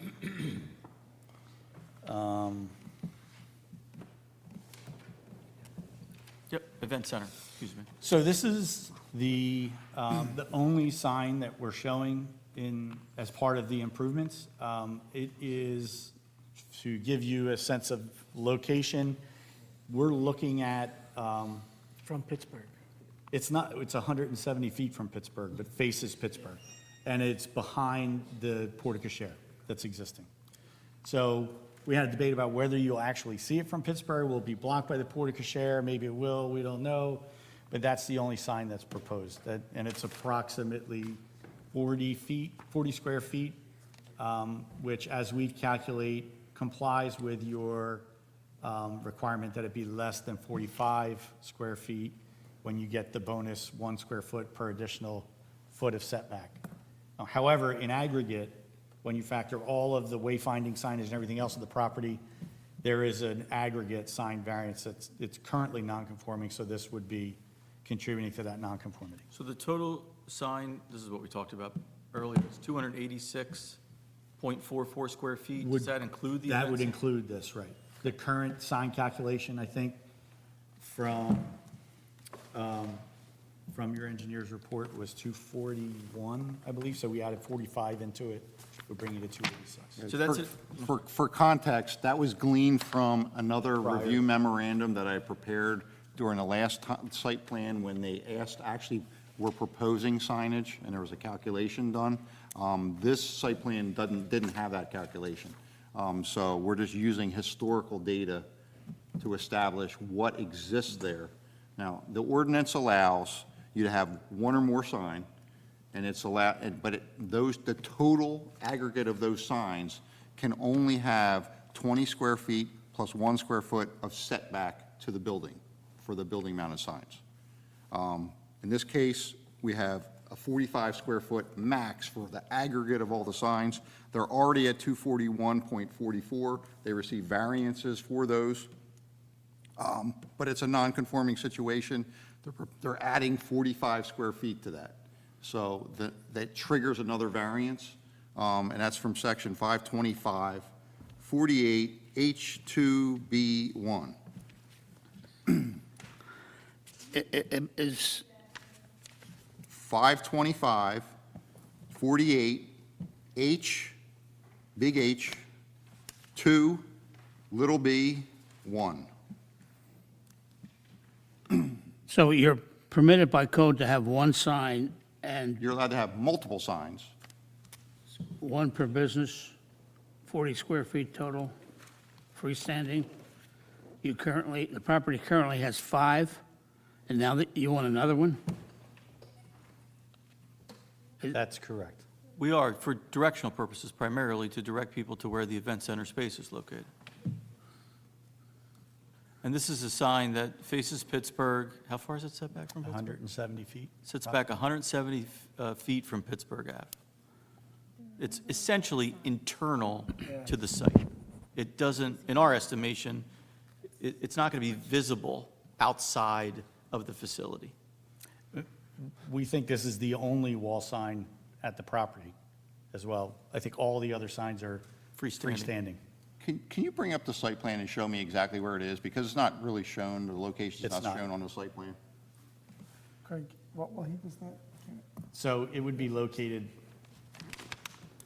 shoot, I can't get the, Cursor? yeah, my cursor's not cooperating, hang on. No, Is it within the existing parking area? it is. So it's kind of like, No, actually, Bas- it's the center of the plan. If you come off Pittsburgh Avenue, you'll run Come right. off the drive, Pittsburgh Avenue, you dead end into it. it's right above the Bentley. Craig, can you just break down for me, I took your very subtle hint that I should put a third variance, and you gave me the code so I could write it on the report. But on the signage section of your chart, am I changing anything on the chart? Yes. As you know, I incorporate the chart, so I want to make sure. yeah, so the number, down at the bottom of the table on page 5 of 8, on the bottom column, or the bottom row, signage attached / miscellaneous, the number, 1 or more, 20 square feet required, plus 1 square feet of setback equals 45 square feet maximum. That's fine. The existing 139, I just took that from existing information. I don't know that there's 139. That seems excessive to me. We may have been counting all the little tiny ones, directional signage underneath the structure. And that got us to 241.44 square feet, existing. What they're proposing, in the proposed column where I say no change, they're adding one, so it's plus one, and that square footage of that sign is 45 square feet. So the total there. And then it should say not, and then on the last row, the total would be 241.44 plus 45 square feet. That is non-conforming, so that needs the variance. So it becomes 286.44. Yeah, I didn't do the math yet. It's okay. You're an engineer, I wouldn't ask you to do math. 286.44. And then, okay, we're going to say non-conforming. Non-conforming, right. That's an additional variance that we're seeking. Yeah, Do we know how many signs are there? I don't. There are no other identification signs on the building. There's no other building-mounted identification. That would be the signs. attached signage column, right? That's correct. Correct. And there's no other attached signs in there? I think at one point, if my memory serves me correctly, there is a lot of informational signage that's located underneath the parking structure. Internal to the property? Correct. And that gets counted? And that was counted at some point. Should it have been? Up for the, That's wayfinding more than, yeah, the ordinance is very unclear with regards to that. okay. But I believe that there was a variance granted during one site plan application for 241.44 square feet. So I'm just being consistent with what was done in the past. Yeah, that could be an exit sign, yeah. Now, Or height clearance. I don't believe it was the actual traffic signage. I believe it may be, I think there's just color-coded under there, there's directional. Correct, yeah. Directional signage, stuff like that, that's stuck to the structure. Pull up the bumper. It's very not, so justifying it, it's not visible from the site, it's not identifying the site as, come here to the Lemaire. That's not part of that.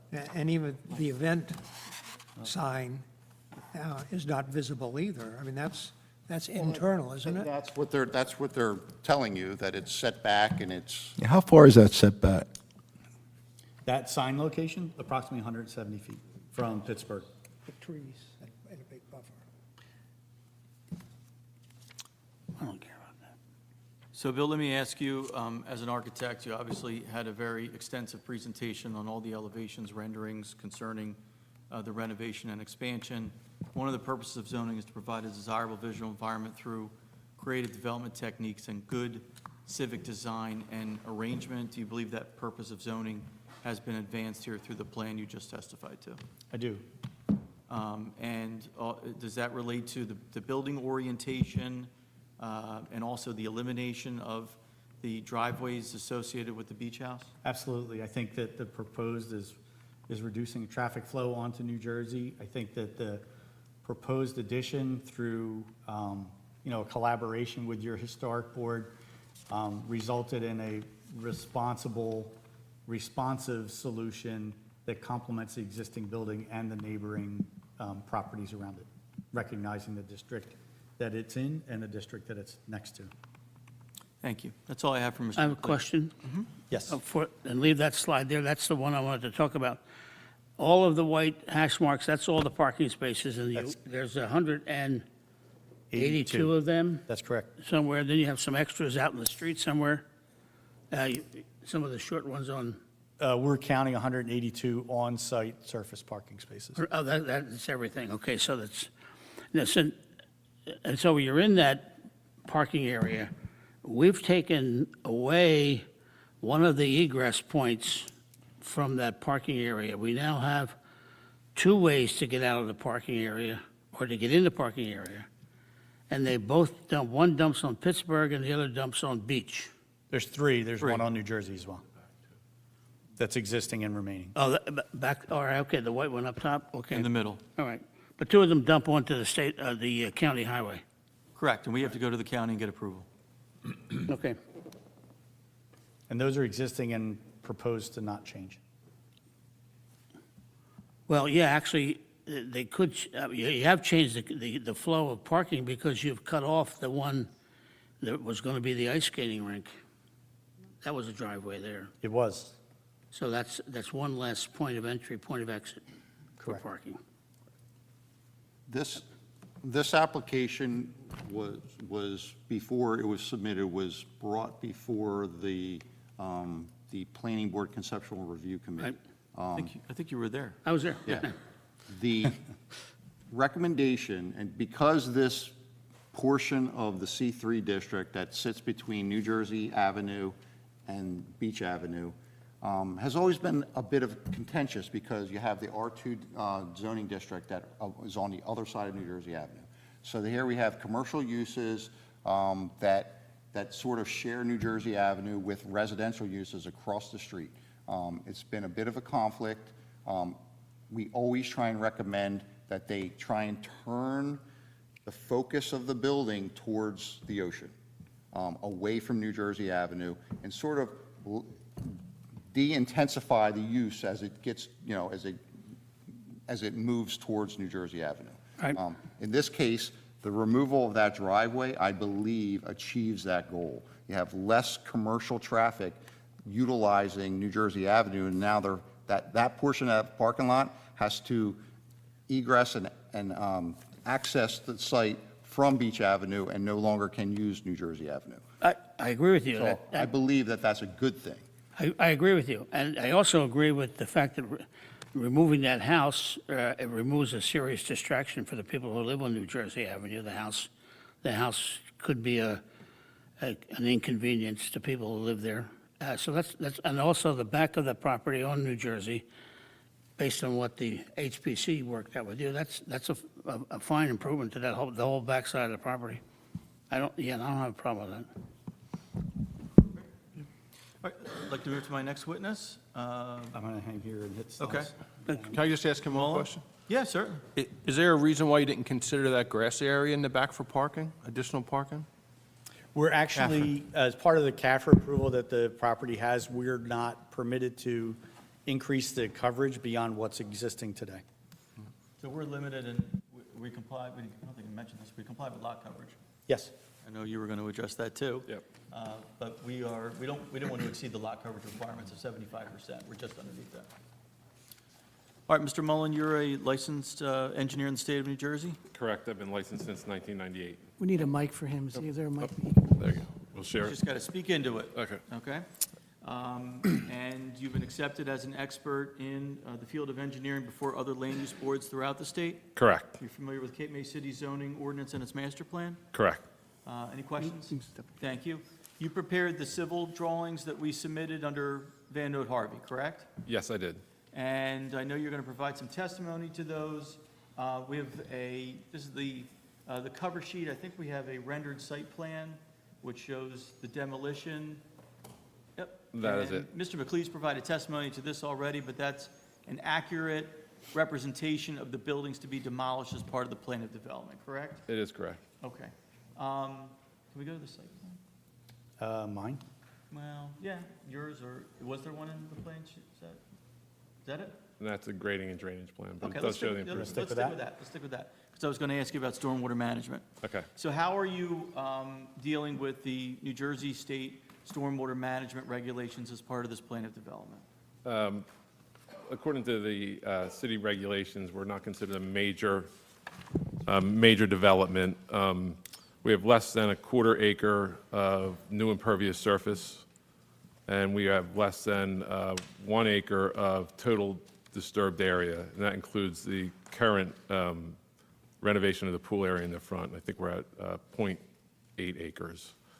We're complying with, the property lies in a flood hazard area, and there are no stormwater controls between the property and its ultimate discharge point. If you can switch the slide. You want to go to the stormwater? Yeah, let's take a look at the pre-development stormwater.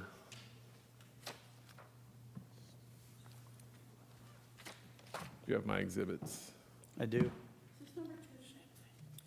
Are these plan sheets or exhibits? No, they're exhibits. Okay. Give us 1 second. I only have two for this so far, just so you know. I haven't called them out. Karen's been writing them down. We're up to A9. I'm going to, let me restart it because I think it's, What are you on, Karen? Oh, you have 10? I'm sorry, A9 was I the, thought these As were there was a sheet that he showed earlier that was A something, A 101 or something. I thought you were just giving me sheet. no, these were all exhibit drawings. What's your A10, Karen? It's the wrong, there's a bunch of renderings in the middle there. says, So A10. I don't think your stormwater wants to show up. for They some reason. didn't make it there? I asked that. No, that we was had A9. it, but this is the sheet, but it was giving me grief All right, earlier. I can describe it. You want me to grab you want to grab the board? Do you need that exhibit in order to provide testimonies to stormwater? No, I Can can, we I go can back to the describe it. original Yeah. plan? Okay. So, so you indicated we're not a major development, correct? Correct. And as a result of that, with the improvements that we're proposing, do we meet the state regulatory requirements? We do. We do. We're not considering major development. We're not increasing impervious area, at post-construction or post-development.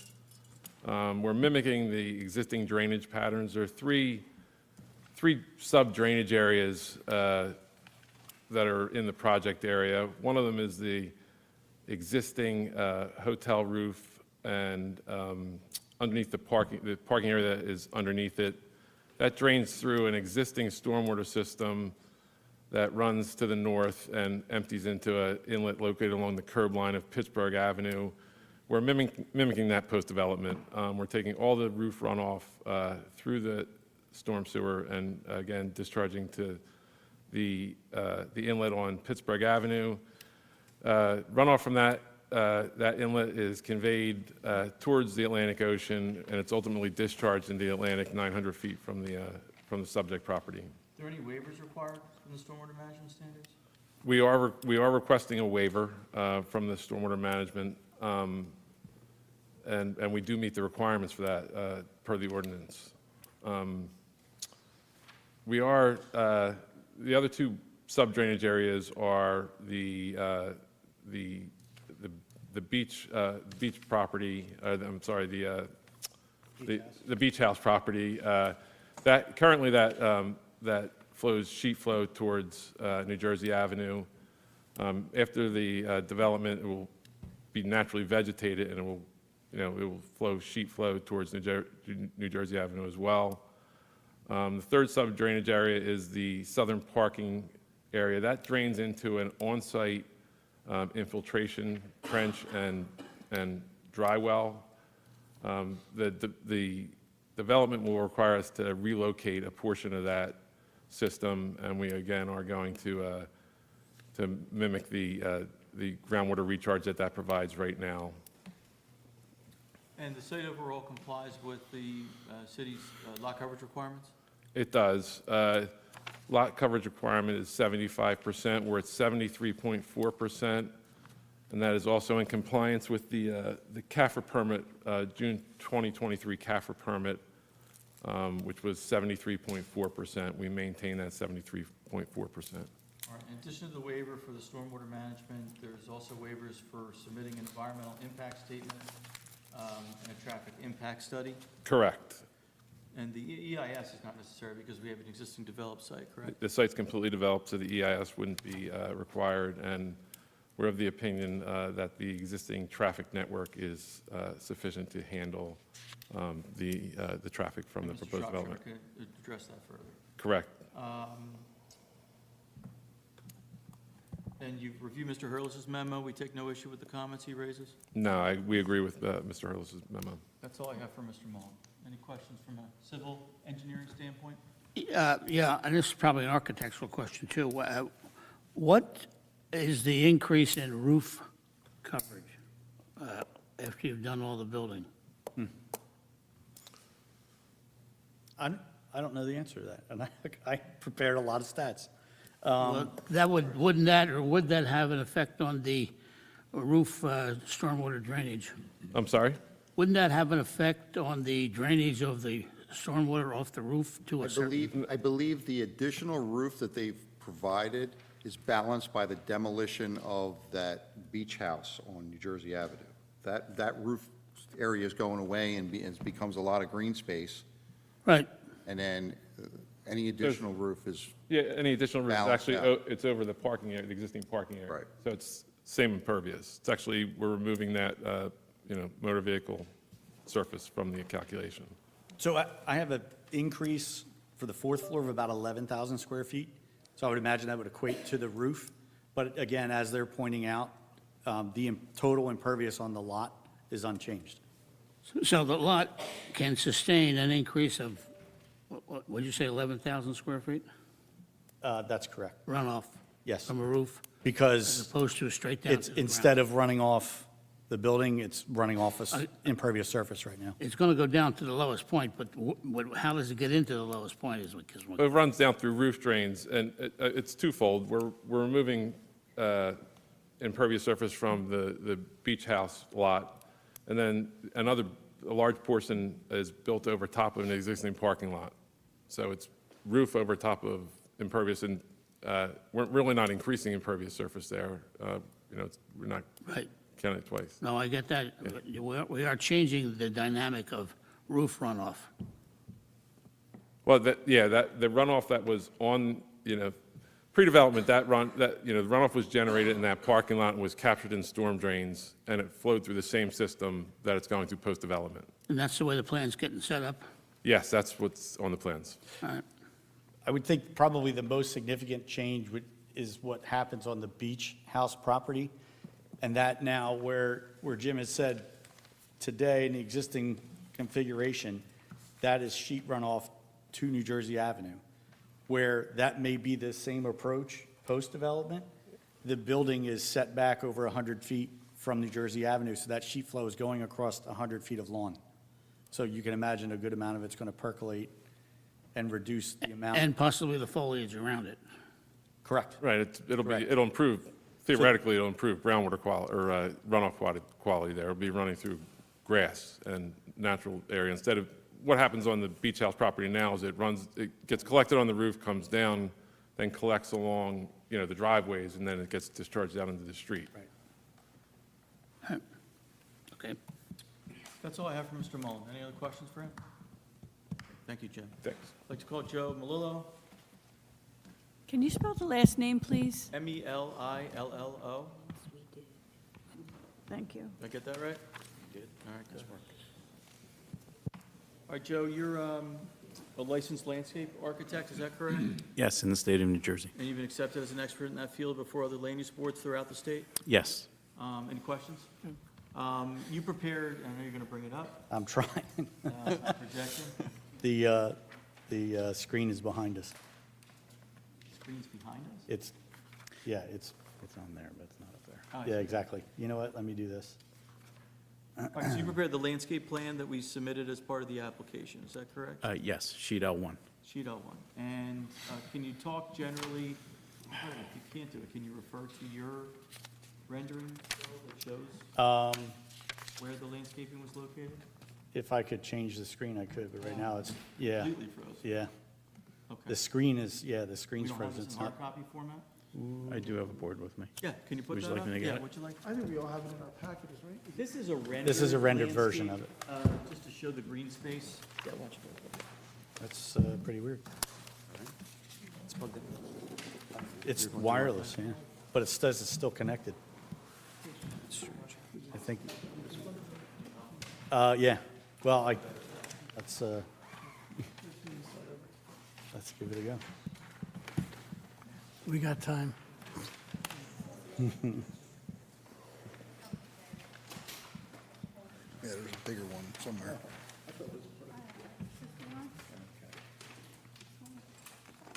Oh, yeah, there you go. I think we do have it in our packet. No, we don't have that. it's in the book, right? It's in the binder. You may have a black and white version, board members.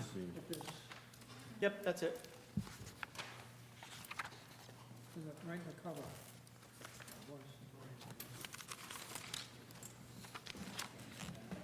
All right, so Karen, I'm going to mark this as A11, is that all right?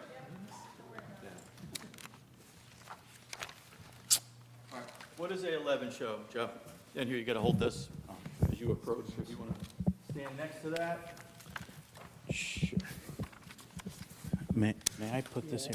Thank you very much. Good evening. Sorry about the delay there.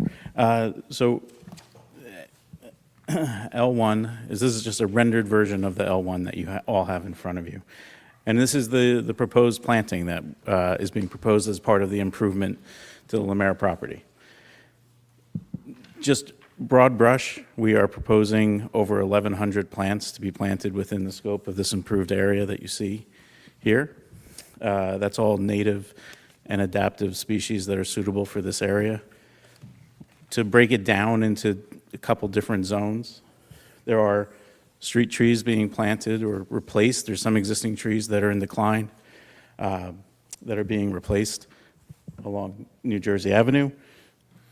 Then we have the sidewalk, a small amount, a lawn strip, and then we get into the planted buffer, which consists of 18 evergreen trees and some shade trees, which are red maples, 3 red maples.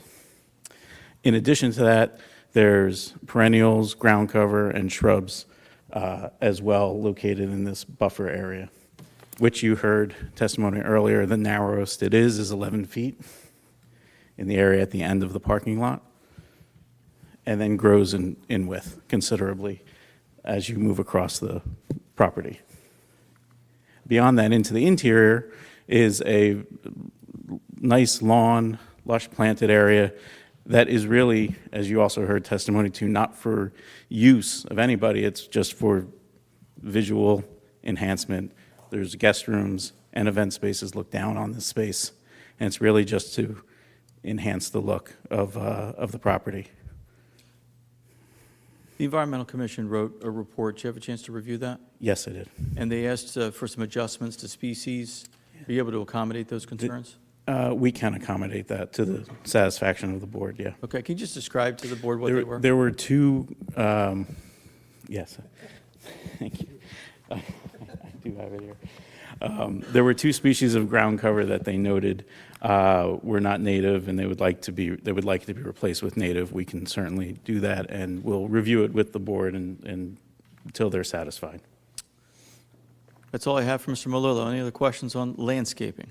I have a question. Oh, I'm sorry, go ahead, Go ahead, Fred. I'm sorry. So the trees that are being replaced, I know there's a certain diameter with the Shade Tree Commission. Would this have to go before the Shade Tree Commission, Did they write it? They- before any so plantings? That's where I was going. Oh, okay. The Shade Tree Commission also, so you sort of talked about the Environmental Commission's landscape recommendations, and you've addressed that. The Shade Tree Commission prepared a memorandum dated 5/30/24. They recommended approval with the following conditions. So all trees and shrubs around the new pool on Beach Drive have already been removed. Care should be taken to protect and preserve the street trees along Pittsburgh and those to remain along New Jersey during demolition and construction. So can you tell us if they're are you proposing to remove any existing street trees along in this section? Yes, we are. Is there any way they can be preserved? Yes, Okay. they can be preserved. So that's the recommendation of the Shade Tree Commission, is to preserve those. Can we meet that requirement? We can. The reason that we were changing them was there's 2 different species as you go across the property. One there was there are a few existing cherry trees that are currently in front of the current beach house. As you move to the, is it west or south? West. I'm going to go with west.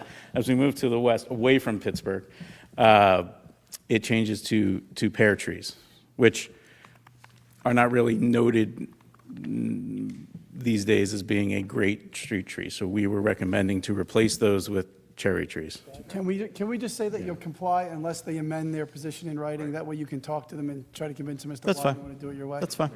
So that was going to be my recommendation, Sorry. is comply with this, otherwise take your revised design back to them and see if it's acceptable to them. Yep, that's acceptable. Any other questions on landscaping? All right, if not, thank you, Joe. Thank you. And I'd like to call Dave Shropshire.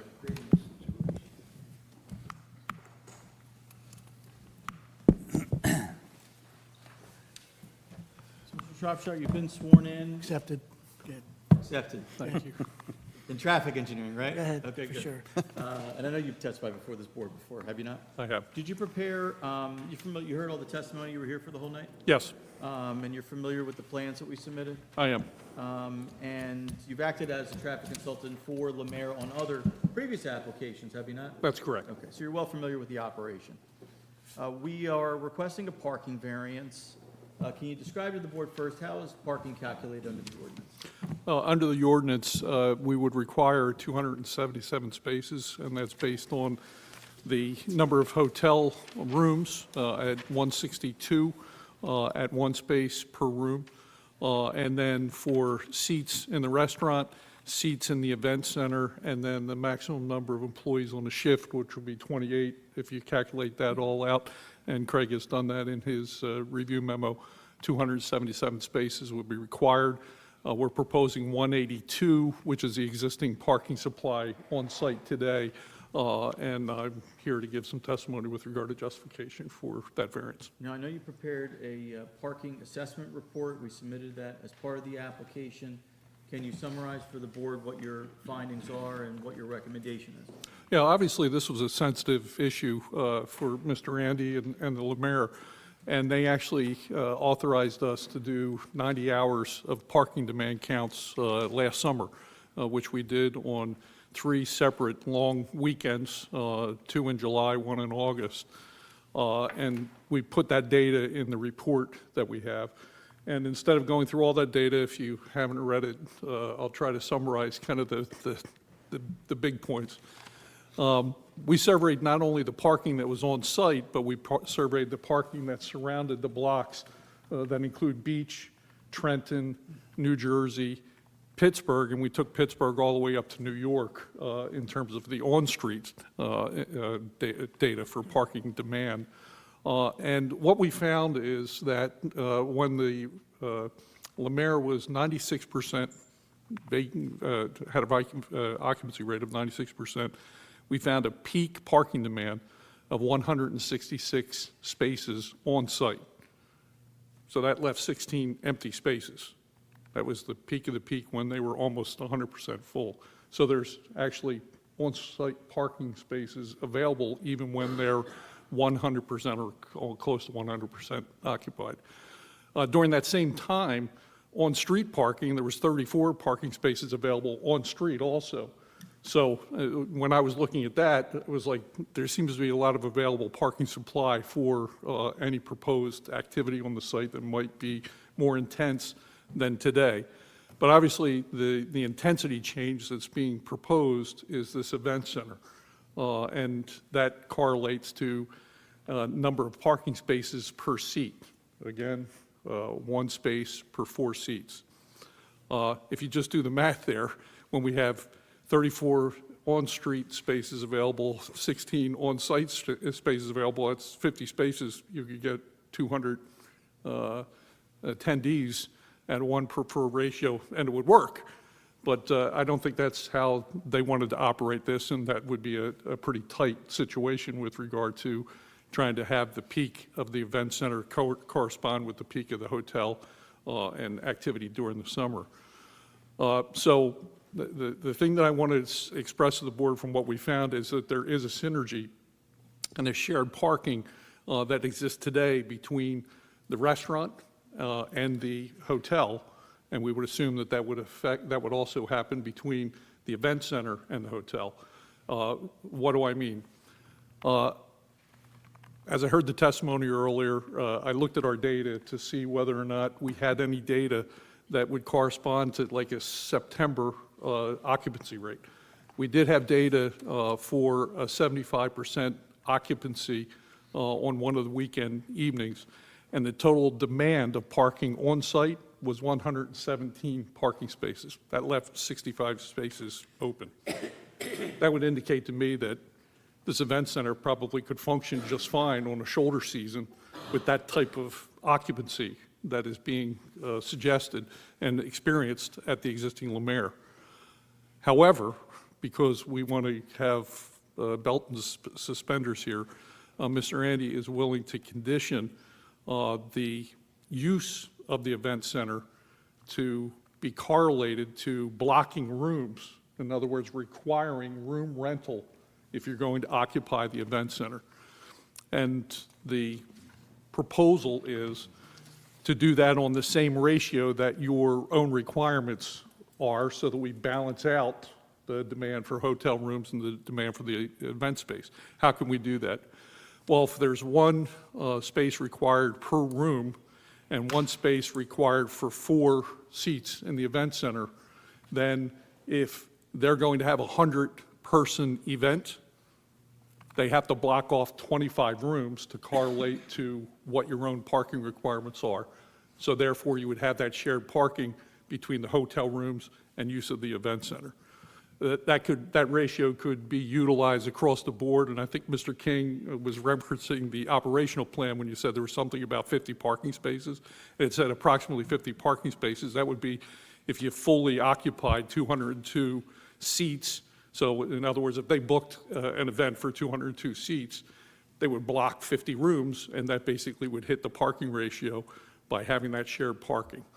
So that's the proposal, to try and create a situation where the event center doesn't overwhelm the parking, and I'm convinced that there's justification for the parking variance based on what you've heard with regard to the parking demand and the occupancy on the shoulder seasons, and what we accumulated in the peak parking demand counts during the summer that suggest that there is parking available for this activity, and that would be even more improved on the shoulder seasons.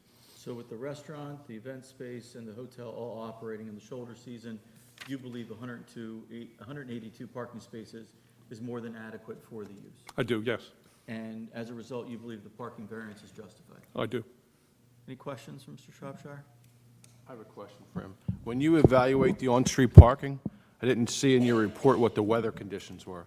Yeah, we actually had good weather for 2 of the 3 weekends. Part of the reason that we did all 3 weekends was that we didn't want to have any questions with regard to, did we have some suspect data based on the weather? And 2 of the weekends, there was actually 96% occupancy within the hotel. The one weekend that I referred to with regard to the 75% occupancy, there was some weather conditions there. I don't think they lasted the entire time, but it looked like it maybe depressed the occupancy. Sure. I have to tell you, I'm a little concerned about your report, because I see this property as having a significant overage under the current condition. The new plan would create an even larger impact. And I read your whole report, and I just can't accept the idea that you can count on-street parking as anybody's parking requirement. Yeah, we didn't. We're not. Your report did. No, we actually counted the on-street parking spaces to see whether or not there was any availability. But in terms of trying to justify the parking variance, we're not trying to consume any of those spaces. All right. Maybe you shouldn't have put it in the report, because It was put in the report to demonstrate that there was available on-street parking spaces. And if there's available on-street parking spaces, I think you concluded that it shows that there's availability. The report leaves me with the impression that your belief is that an applicant who is over in his parking requirements has the ability or the option to commandeer public spaces.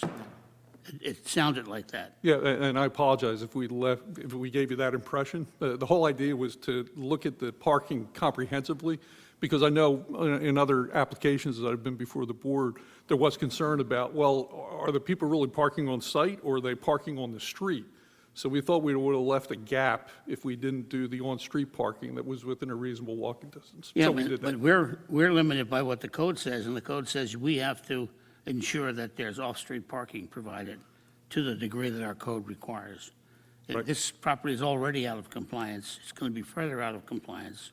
And your plan, I understand the plan because I was at that meeting too, and I understand the plan would be to double use a parking space. Well, actually, operationally, it's basically an operational or a management type of situation where when there's available on-site parking in the shoulder season, that's when events will occur.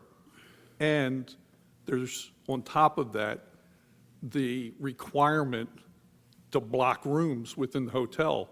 So Yeah. you're not going to have the hotel. So in other words, in my opinion, I think if we're running at 75% in September, and have a parking demand of 117 parking spaces, which is what we surveyed, that leaves you 65 spaces. You could have an event center with that type of occupancy without blocking rooms. But the blocking of the rooms basically ensures that you're going to have people that are in the hotel room that will be using the event center. And that blocking of room plan is going to be incorporated in the agreement based on this resolution that. We have no objection to that being included as a condition of the approval, because it's our intent to operate that way.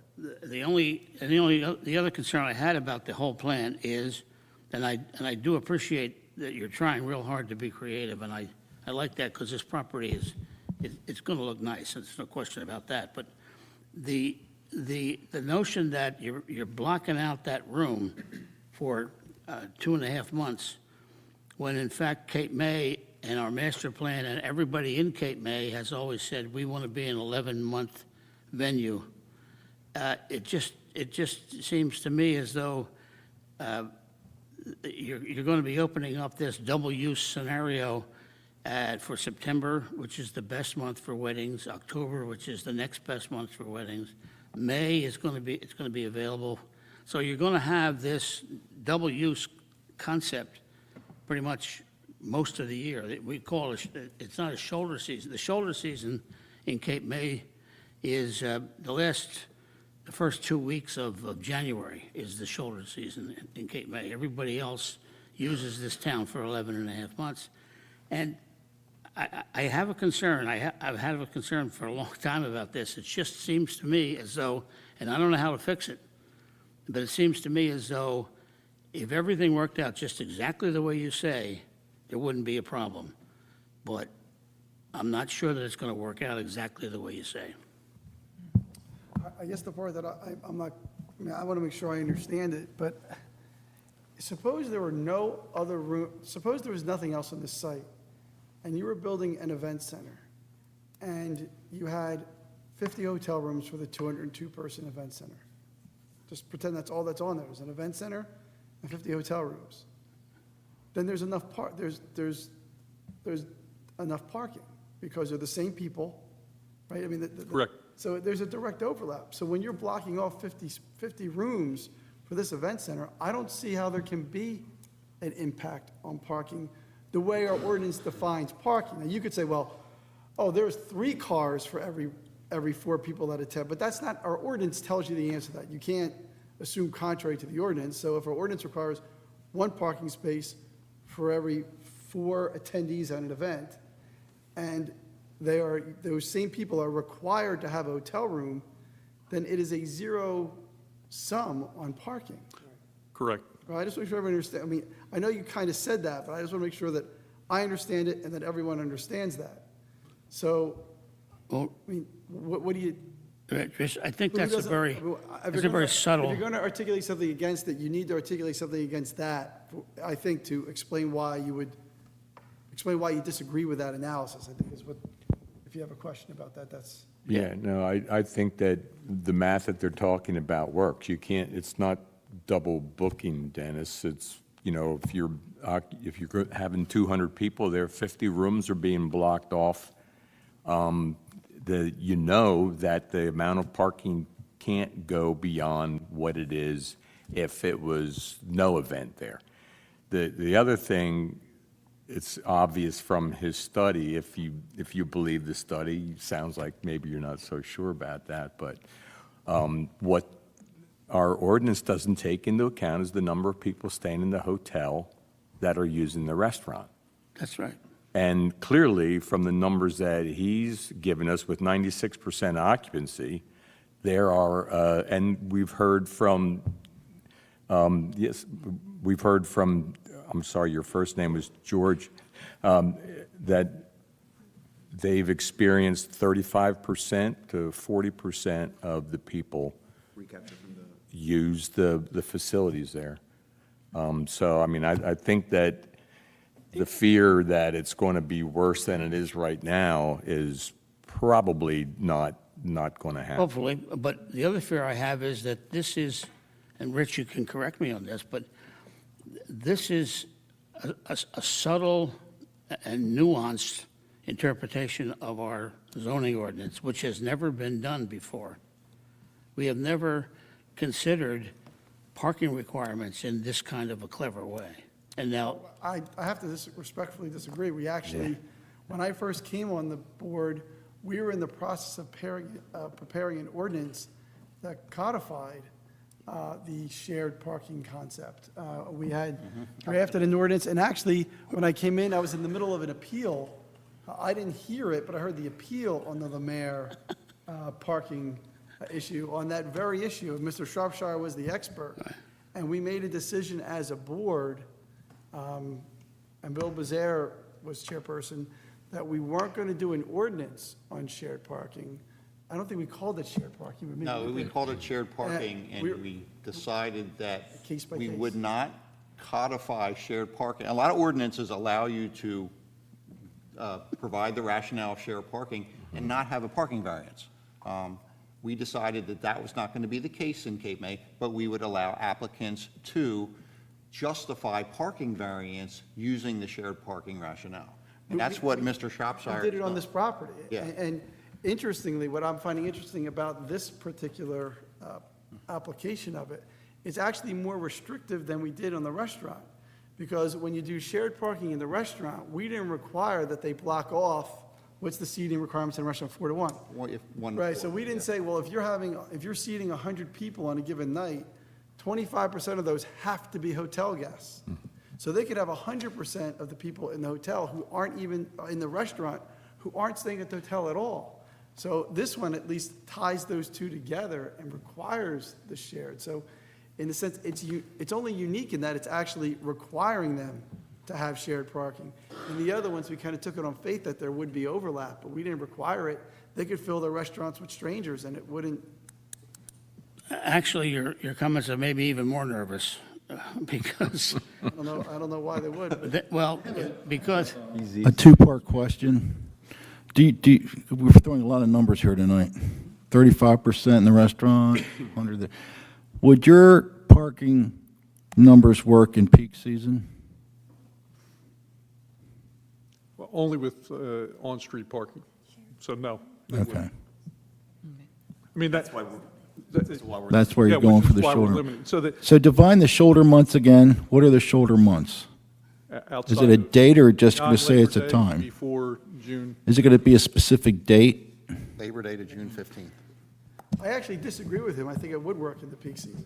I do too. I think it would work year round. I don't. If you're doing a direct ratio between the event and the rooms, those same 60. Because those same 25%. And I'm sorry, Rich, I was doing it independent of blocking the room. My question is, you're going to get the 25% of the rooms is the same rooms you're going to be using for the hotel and the conference center, whatever you want to call it. Well, see, that. So what's, you can't, go ahead. The 25% is really trying to compare the 1-to-1 parking ratio for a room to the 1/4 for attendees. So to me, it's kind of clearer if you just think of an example of, if you have an event that's got 100 attendees, then you have to block 25 rooms. So will this work in peak season? Yeah, if you block the rooms, yes, it could. Well, he has to block the rooms anyway, so why wouldn't this be year round? I agree.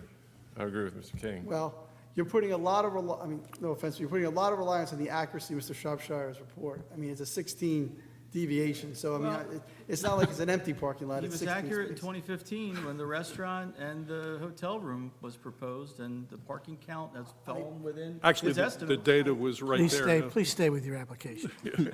Don't go out, don't go there. Oh, yeah. Don't go there. Pig's feet, hogs get slaughtered. Really. I would just like to ask you, please, is there any chance that you will start to see that you are not getting the bookings of certain events because they don't want to block off those rooms? For instance, in town just recently, the Kiwanis Club celebrated their 100th anniversary. There were 250 people, local. I don't think, being a member of that club myself, I don't think we would have bought into blocking off rooms. So you would have lost that venue. So looking at that, if you would start to see that you're losing venues, is there a chance you would not, and then this parking would become more of an issue? To answer your question, no, because we have our guests, the transient guests that we've spent decades trying to establish relationships and reoccurring bookings that we do not want to disturb in any kind of way. So that's kind of, the checks and balances, so to speak. We don't want to, disturb the ongoing, the guests the reoccurring guests that come year in and year out, that we've worked, decades at this point to establish those relationships and not betray. So does, excuse me, the 202 seats you'll have in there, what's the occupancy load? For the event center or for the property? Building code? No, in the restaurant, you have 202 seats set up, but what's the occupancy load? How much can it hold? Like on a per square foot basis under the building code? I don't know, do you know? Are we talking about the restaurant, or are we talking about The the restaurant. I mean, don't- you I set don't- up for 200, it might be big enough to hold Well, I 500. think we're mixing. Oh, yeah. The 200 is the banquet space, that's the event center. Right, okay, yeah, but I mean, like, what is the occupancy load? So if you factored it at 15 square feet, it would be 250, 260-ish, something like that? So you could fit more. Not under this approval that Right. we're asking for. We'd be limited by the constraints of the approval. And there's no hard and fast calculation for occupant load. It's based on a number of things, and not the least of which is seat count. So, And just to give some, Depends how you set it up, though, right? Square footage. Depends how you set the room up. I suppose it depends on how you set the room up, yeah, but Seats as opposed to standing, as opposed to tables and chairs. correct. But again, being limited by the approval that they would have for operating it is going to be the limiting factor for them. and just to give some context too, our max property-wide on this property, the max we've ever had is really 560, 580 guests. So we're going well below the 50% threshold of our max occupancy. So any way you kind of cut this, we're really not pushing the envelope in any way with the event center and requiring those, the rooms to be rented out in parallel with the event space too. It's first and foremost a hotel property. Correct.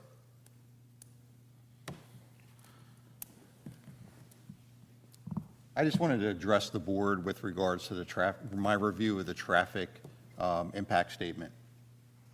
This is one of the most detailed traffic reports that we have.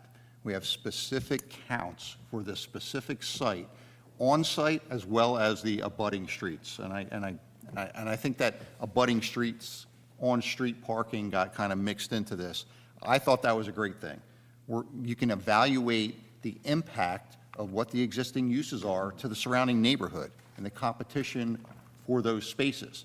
A lot of times when you get deeper into the commercial zones, and remember, this is at the very end, the last lot of the C3 hotel motel district. The other side of the street, on all sides, is the residential district. So this is really the end of the commercial district on this side of town.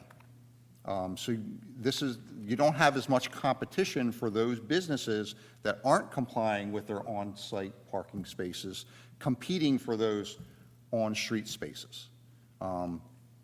It's unique, so the variances relate to a specific piece of property.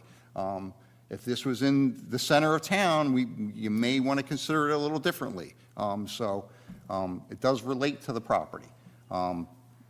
There's this is an area that has more on-street parking available. Typically, when this site peaks, the competition for, the beach spaces has subsided and has gone down. So that it's unique in Cape May. And I just wanted to point that part out. And this area is also where the parking meters stop after a certain point. And this also is an area where another part of the city government is suggesting that people park there and get shuttle services into town. So it isn't like these parking spaces are sitting there empty. They're being spoken for on a regular basis by a lot of different people. And this is not Mayberry back there. This is a fairly busy part. I understand. I'm just, justification shouldn't be, you can't, just because you're justifying this parking variance doesn't mean you can just do the same thing for another site in town that has different situations. And by the way, I think the parking report points that out. Going back to Rich's point, I almost wish that you folks, before I was on this board, you actually moved that ordinance, because that would have given us a lot clearer guidance on whether we can or can't do something like this. Where this is going to be setting a precedent without an ordinance allowing it. It's going to be setting an interpretive precedent for future applications. It gives me a bit of trouble. The shared parking concept is an accepted standard for justifying variances throughout the country. Yeah, it's too hard, because like the Beach Shack, for example, I'm just picking something random. They have a huge amount of walking people to that building, huge amount of walking. This building doesn't. So parking's more important at this building than, say, the Beach Shack, because less people walk. So every property's shared concept is just different. I mean, it's just different. And I might comment that this kind of goes beyond shared parking, it's managed parking. I mean, the whole idea of blocking rooms and having that synergy between the hotel room and the event center, it's like a parking management concept, so that goes beyond shared parking. Correct. How many people use the restaurant that don't stay at the hotel? During peak time? Yeah. Would say probably, 55 to 60%, more or less. So they're driving to the place, right? Well, no, we have a big residential all around, as you know, walking, biking as well. If I can just comment, I didn't give you the times of that, the peak parking demand for that 75% was at 9 a.m. on a Sunday morning. So I assume that had restaurant demand in there. Right. Right. Any other questions on parking and the parking variance? All right, thank you, David. I'd like to call Tiffany Morrissey forward.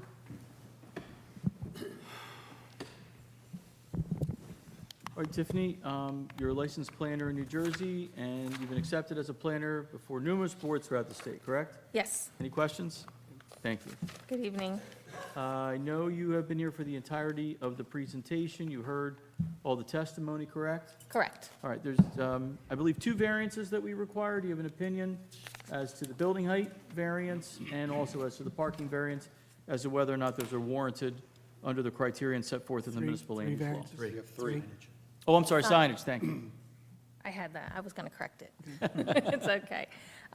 Yes, and so these variances are C2 variances under the municipal land use law. The C2 is a bulk variance, and it's where you can demonstrate that the proposal creates a better zoning alternative by advancing purposes of zoning, and that the benefits afforded the variances in the overall development plan would substantially outweigh the detriments. Specifically, as Mr. Hurlis stated, which is important, it's specific to this piece of property and the conditions specifically surrounding this piece of property, which are important in understanding the analysis of why the variances make sense. The 3 variances include the parking variance to continue with the 182 parking spaces, utilizing the room blocking scenario that Mr. Shropshire just went through to balance that parking in accordance with your ordinance with the event center usage in the off-peak seasons. We are requesting a building height variance That building height variance, the ordinance allows 35 feet. If we measure to the flat roof, it's 34.83 feet. When we measure to the top of the parapet, which is sloped and looks more like a roof than the traditional parapet, creating an improved architectural appearance, that distance and height is 38.34 feet. Conservatively, based on the testimony and concerns of your solicitor, which I agree you don't want to open Pandora's box, we are requesting a variance instead of considering this as just a standard parapet in accordance with the building height requirements of your ordinance. It is less than 10 feet or 10%, so it qualifies as a C variance. And the third variance is for the signage. It is a directional orientation sign for the entrance to the event center.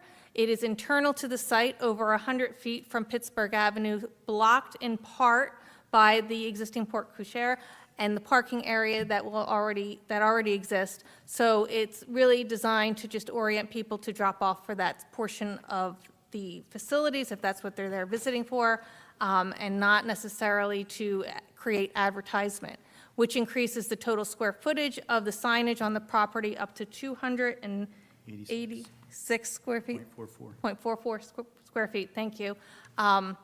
That sign will not exceed that 45 square foot requirement in your ordinance as a single sign.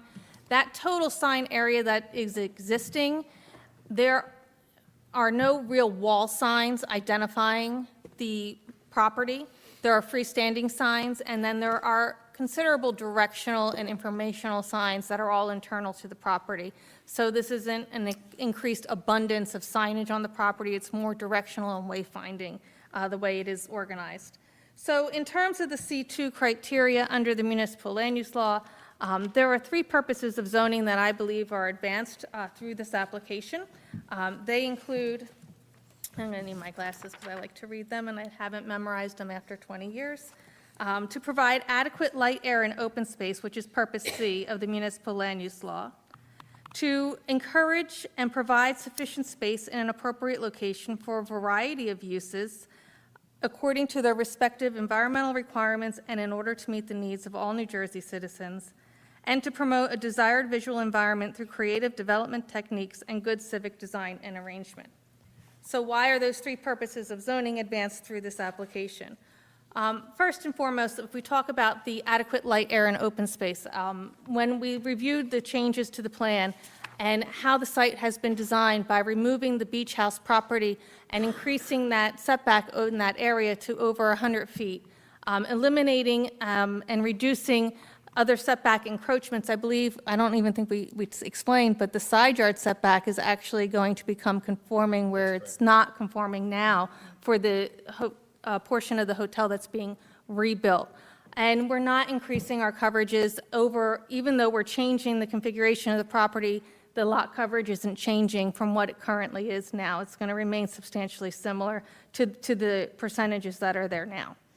In terms of providing sufficient space in an appropriate location, this type of activity, this event center, providing a place for conferences and weddings and other venues is appropriately located as part of a hotel because people will come to the area and have a place to stay and enjoy the facility. So the most appropriate location for this type of use is in combination with an existing business operation. And what's important here is you have a business that has been here, I believe you said since 1969 you've been operating here, which has continuously invested back into the city.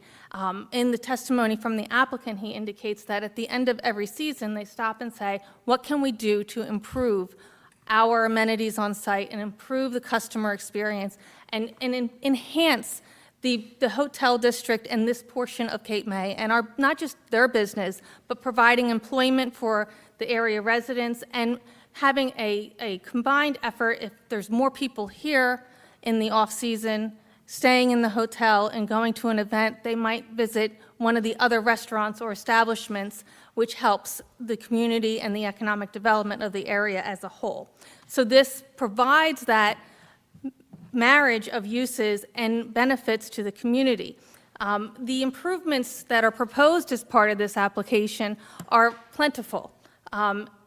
First and foremost, we're improving the existing rooms. The 51 rooms now are being brought up to the standard of the existing rooms that have been updated and improved throughout the existing complex. They want to have, if you book a room, you don't want to have, oh, well, we're getting the older rooms that don't have all of the nice improvements or the accessibility. All of the rooms now can have that same expectation for the customer that's coming to stay. We are providing improvements in terms of the more efficient operations. As you saw from the architectural elevations, we're making sure that the garage spaces are now, the bottoms are equal, so you can have improved access under the building, and from the street, you have this consistent line of the bottom of the first floor. We are increasing and upgrading the weatherproofing aspects of many of the aspects of this 51-space hotel area. When we add the event center, we are removing an existing structure that has existing driveway access, that has different impacts on the community that we've heard about in past applications. And by taking that away and creating a buffer in that area with up to 40 feet of landscaping and extensive landscaping, and then designing the building in a way and working with the HPC so that we maintain that transitional appearance and enhance that landscaping while minimizing those impacts, putting the trash inside, putting the loading area inside in that area off of New Jersey Avenue, and eliminating the extra driveway and making sure that there's less traffic on New Jersey Avenue and using the other 3 accesses on Beach and Pittsburgh and the primary one that's existing on New Jersey Avenue is an improvement to the property. When we look at this as a combination and we look at how this site has been designed, I believe it advances that last purpose of zoning, of creating that desired visual environment through good civic design and arrangement. The architectural aspect of it is part of it. The balancing of the site, the creative use of the parapet on the sloped angle to make sure that it matches and mirrors the existing building without exceeding the height requirements, and the overall improvements that we are proposing really add to the benefits to the community. When you look at this, there is this case on point. It's called Pullen v. South Brunswick.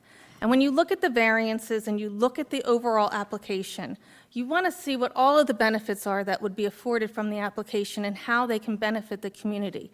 And we go down that list of all the improvements that are being proposed, the increased setbacks, the improvements to the rooms, the enhancement of the motel-hotel district in this area, providing an elevated and improved experience and updating and maintaining and investing back into an existing hotel is all positive to the community. In terms of the negative criteria, is there a substantial impairment of your zoning ordinance or master plan or a substantial detriment to the public good if you grant these variances? Your master plan speaks to exactly what we're trying to do here in part, especially since we're limiting this to the off-peak season time. Your master plan, re-examined in 2019, talks about the city seeking to continue to support its existing commercial uses and expanding its commercial offerings to strengthen its rateable base and commercial amenities. As the city strives to transition from a seasonal community to a year-round destination, Cape May hopes to attract businesses that serve both its year-round population and amenity-seeking seasonal population and visitors with the goal of a robust, stable, and job-producing commercial sector in Cape May. This application really speaks to that part of your master plan. It is taking an opportunity to bring people into the community in the off-season. It's investing back into the hotel so that they have their employees able to work year-round. It brings people to this end of town where it's not as busy as the downtown in these off times, and it has people now who might utilize and visit other businesses within the community. And that's what you're striving to do here in terms of your master plan goals and objectives, is to become more of a year-round and not just a seasonal community, and this adds to that. In terms of your zoning ordinance, I don't believe there's a substantial impairment of your zoning ordinance. We talked about the improvements to the setbacks. We talked about how we're relating the parking variance to the parking demand with the blocking off of the rooms of the 1 per 4 seats at the 25%. If we have a 100 people event, we have 25 rooms blocked off, and 200 people, we have 50 rooms blocked off, so it correlates with your ordinance in terms of parking. And we also have demonstrated that our accessory use aspect doesn't exceed what's allowed for in the ordinance. Only 16% of the site is considered accessory use, which meets the ordinance standard. So in my professional opinion, there's no substantial impairment to the zoning ordinance or to the master plan from this application, despite the variances that are requested. And lastly, I don't believe there's a substantial detriment to the public good. This is an overall benefit to the surrounding area. It creates a better marriage on New Jersey Avenue with the residential uses. It enhances the buffering. Someone asked about the noise in terms of the event center, and we explained how we've taken extra efforts to ensure that the way the walls and the construction are designed, there will be no impact from noise from any activities. That open space in the rear is just a visual open space, so it's not something that's going to be utilized and impact the surrounding area. And we are increasing setbacks and reducing the driveways on New Jersey Avenue. All of these things benefit the surrounding community. They also benefit the entire community by providing the opportunity for more year-round use and balancing the existing infrastructure on this property to work with the proposed improvements of the event center. In my professional opinion, I believe this application, despite the variances, creates a better zoning alternative, advances those purposes of zoning, and provides something for the community that will benefit the community as well as the business operations. Thank you. Any questions? If not, that concludes our presentation to the board. I believe with all the witnesses that we presented, there are ample proofs and justification for the 3 variances we are seeking, together with the waivers that Mr. Mullen provided testimony to. We otherwise meet the requirements under your site plan ordinance for preliminary and final major site plan approval, and we agreed to address all the other comments that have been raised by your board engineer planner, Mr. Hurlis. Mike, I just have one question. The fire chief said he wasn't able to approve it without reviewing this protection and suppression plan, so could we put a stipulation there? Well, that- Craig would talk to that. Craig would talk to that once we get to him. Yeah. Good enough. Let's take 5 minutes before we give Craig and open it up to the public. Let's take 5 minutes, short 5 minutes. Short 5 or long 5? Short 5. Was there ever been a short 5?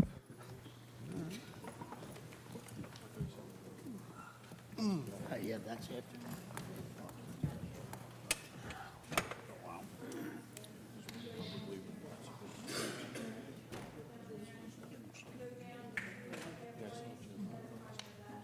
He's another one of your committee members. No, I know, Jim. I would be sure. He's the boss. He's the Republican committee. You can't give it up. He's stuck with it. Nobody else wants it. Yeah.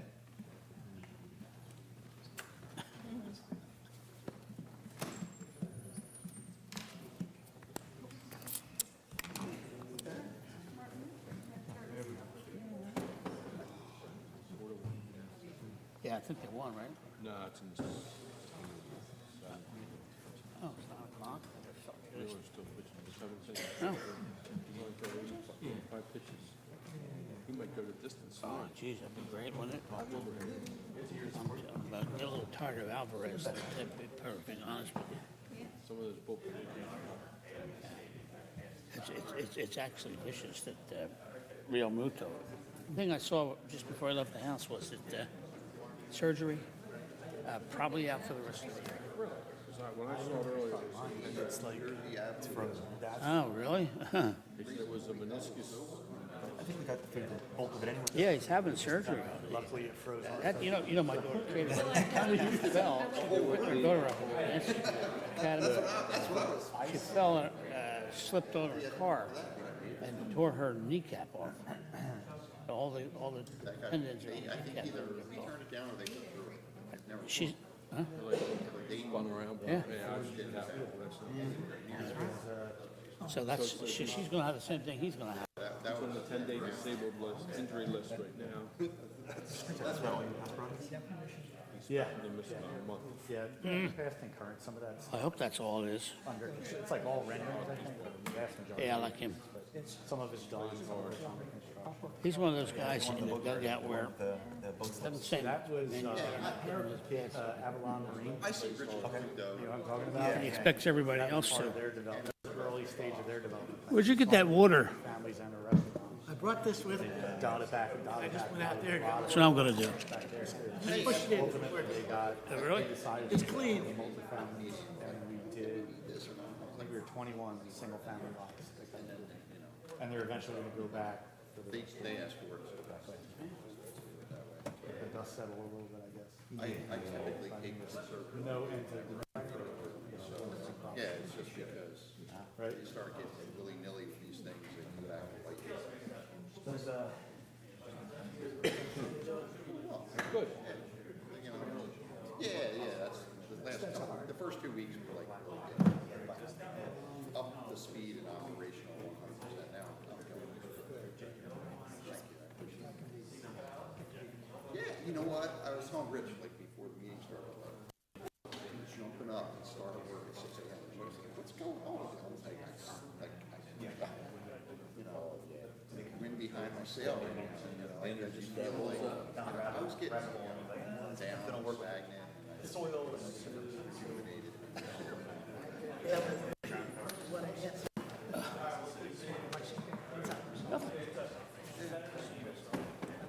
I'm just resting my back. You're good. Appreciate this. He's another one of your committee people, right? What's that? Mike's a committee person, yeah? Oh, yeah. Did you see the final results? I did. Not even look. No, I didn't. You won. Because one time, prior to everybody got 17 votes, I got 60. Somebody didn't want me.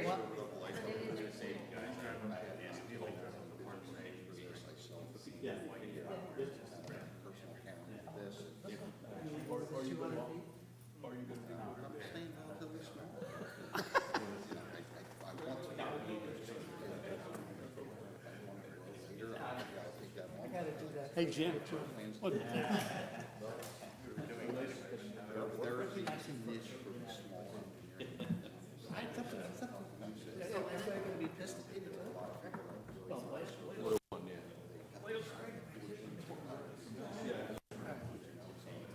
I noticed.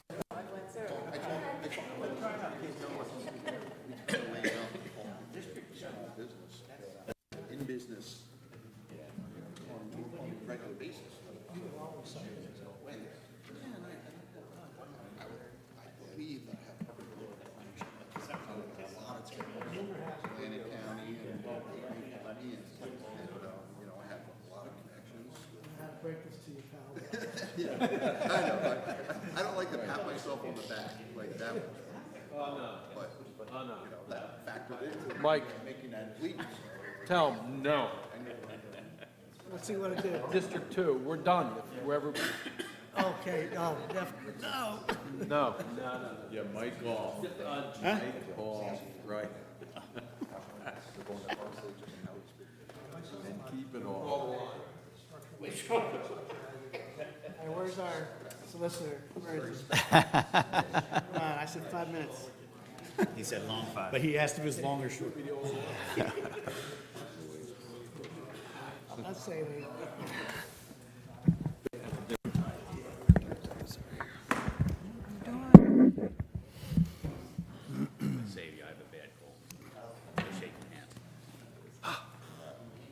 We're going to have to coordinate the exhibits with her and make sure we're all lined up for the record, so. Yep. Maybe you could call her and we could go over each one. But I'm up to A11, I has, think. I'm one off from her. I'm not sure where She has a stack of every slide here. Okay, The vast majority of them were part of the submission. okay. We miss Rich. Kind of need him. Kind of need him. Okay. For me.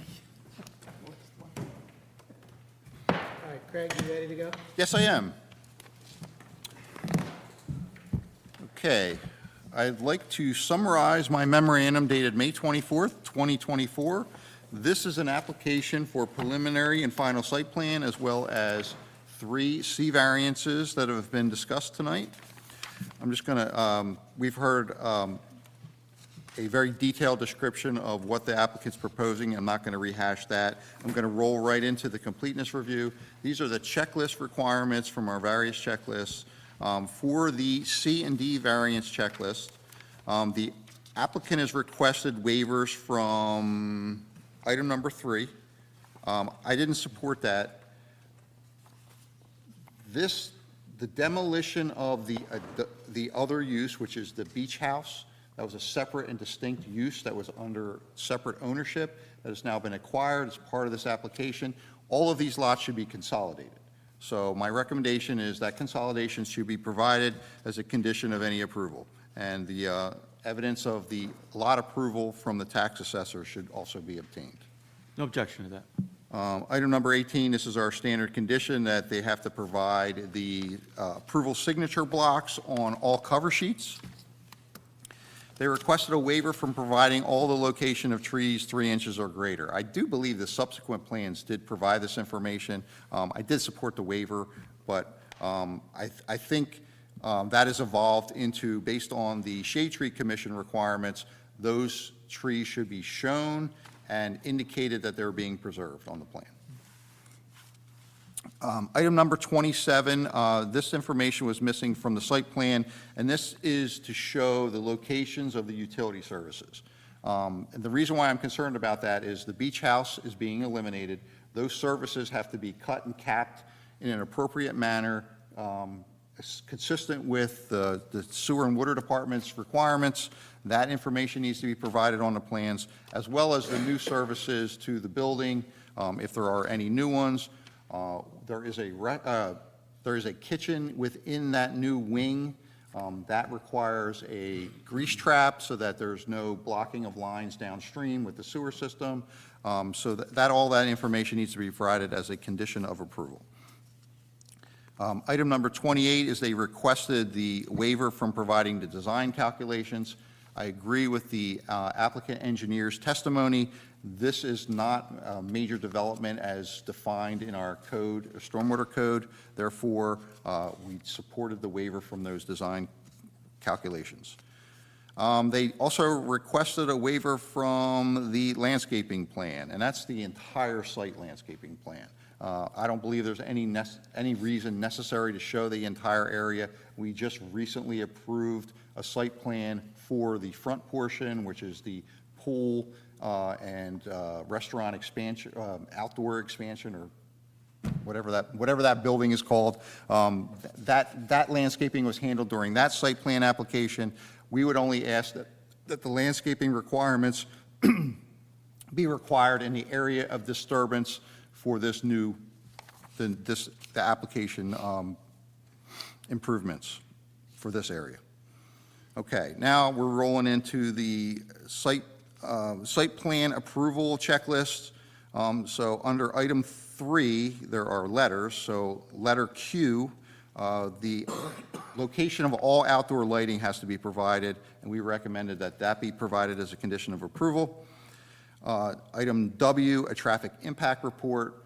That is different than the parking analysis that's been provided. I think the parking analysis is more appropriate for this application.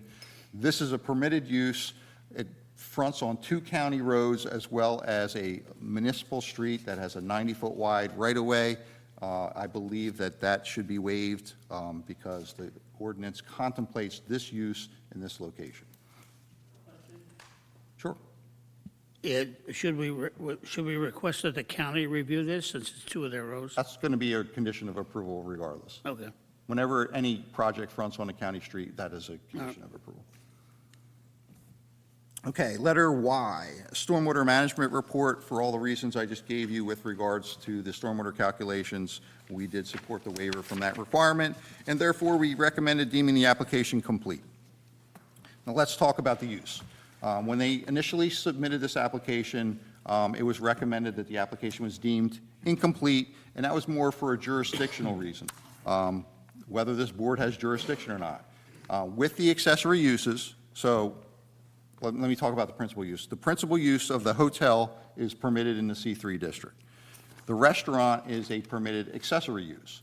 The other permitted accessory uses are uses which are incidental and accessory to the uses by right and conditional uses, including dining or other service facilities, conference and meeting facilities, and exhibit space in conjunction with hotels, motels, provided that such spaces do not occupy the equivalent of more than 25% of the total floor area of the principal use. Mr. McLeese has prepared a plan that shows that that is only 21.8% of the total floor area, and therefore, this board has jurisdiction. It's a permitted accessory use. Okay, the variances. So I did a zoning analysis on page 4 of 8. We talk about the hotel motel requirements for the C3 district. All of the items are conforming, except there were previous variances granted, and I highlight those in my report. You'll note that I agreed with the applicant's analysis. The side yard setback requirement of 10 feet is now being met with the reconstruction of that wing, where it was non-conforming at 9.91 feet and 8.8 feet, depending on which location it was at. So that's an improvement to the site. The building height has a requirement in that district of 35 feet. So 35 feet, and once again, we discussed this, but from previous applications, it's noted in the resolution of 39 feet was previously approved. Once again, we did change datums and the way that we measure that. So 38.34 feet is proposed, and it was indicated that that is lower than the highest portion of the main structure. So that's the variance you must consider. We talked about lot coverage. 75% is the maximum. Based on that maximum, this is not overdeveloped because 73.37% is proposed, and they're complying with their CAFR permit of 73.4%. Then we talk about the parking. So the parking is generated based on one space per sleeping unit, and they cleared up the sleeping units. Each unit has one sleeping room in it, so the reason why we asked that question is because that's how our parking calculation is generated. So there's 162 units, sleeping units. There's one space required for every 4 restaurant seat, and there's 146 existing restaurant seats. And the accessory event space has a maximum of 202 seats. So based on that and the total number of employees indicated at 28 employees, there's a requirement of 277 parking spaces, where 182 spaces exist and 182 spaces are proposed. So there's no increase in parking, but you heard justifications from that from their traffic engineer as well as their planner. I didn't take issue with the shared parking concept or as Mr. Shropshire indicated, a managed parking plan, because 25% of the attendees must stay at the hotel, and there's no events being hosted from June 15th through Labor Day. So it's restricted to those terms. You can weigh the positive and negative. I know that there was some concerns from board members with regards to the location, the frequency of trips, et cetera, but I didn't find anything wrong with the analysis that the applicant's traffic engineer provided. There was one variance that was added tonight, and that was for the attached signage to the building, and that was discussed. It's an existing non-conforming situation at the site. There are 241.44 square feet worth of signs based on prior resolutions. They are adding one sign at 45 square feet. They gave justifications based on the setback, the buffering, visibility from the street. The board should weigh those things in considering that variance.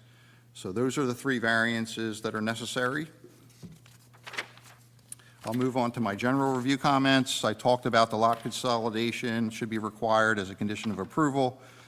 2 has been addressed through their testimony, and that was the designation of some units as suites. We wanted to make sure that they were only one sleeping room, and they've clarified that as, yes, there's only one sleeping room per unit.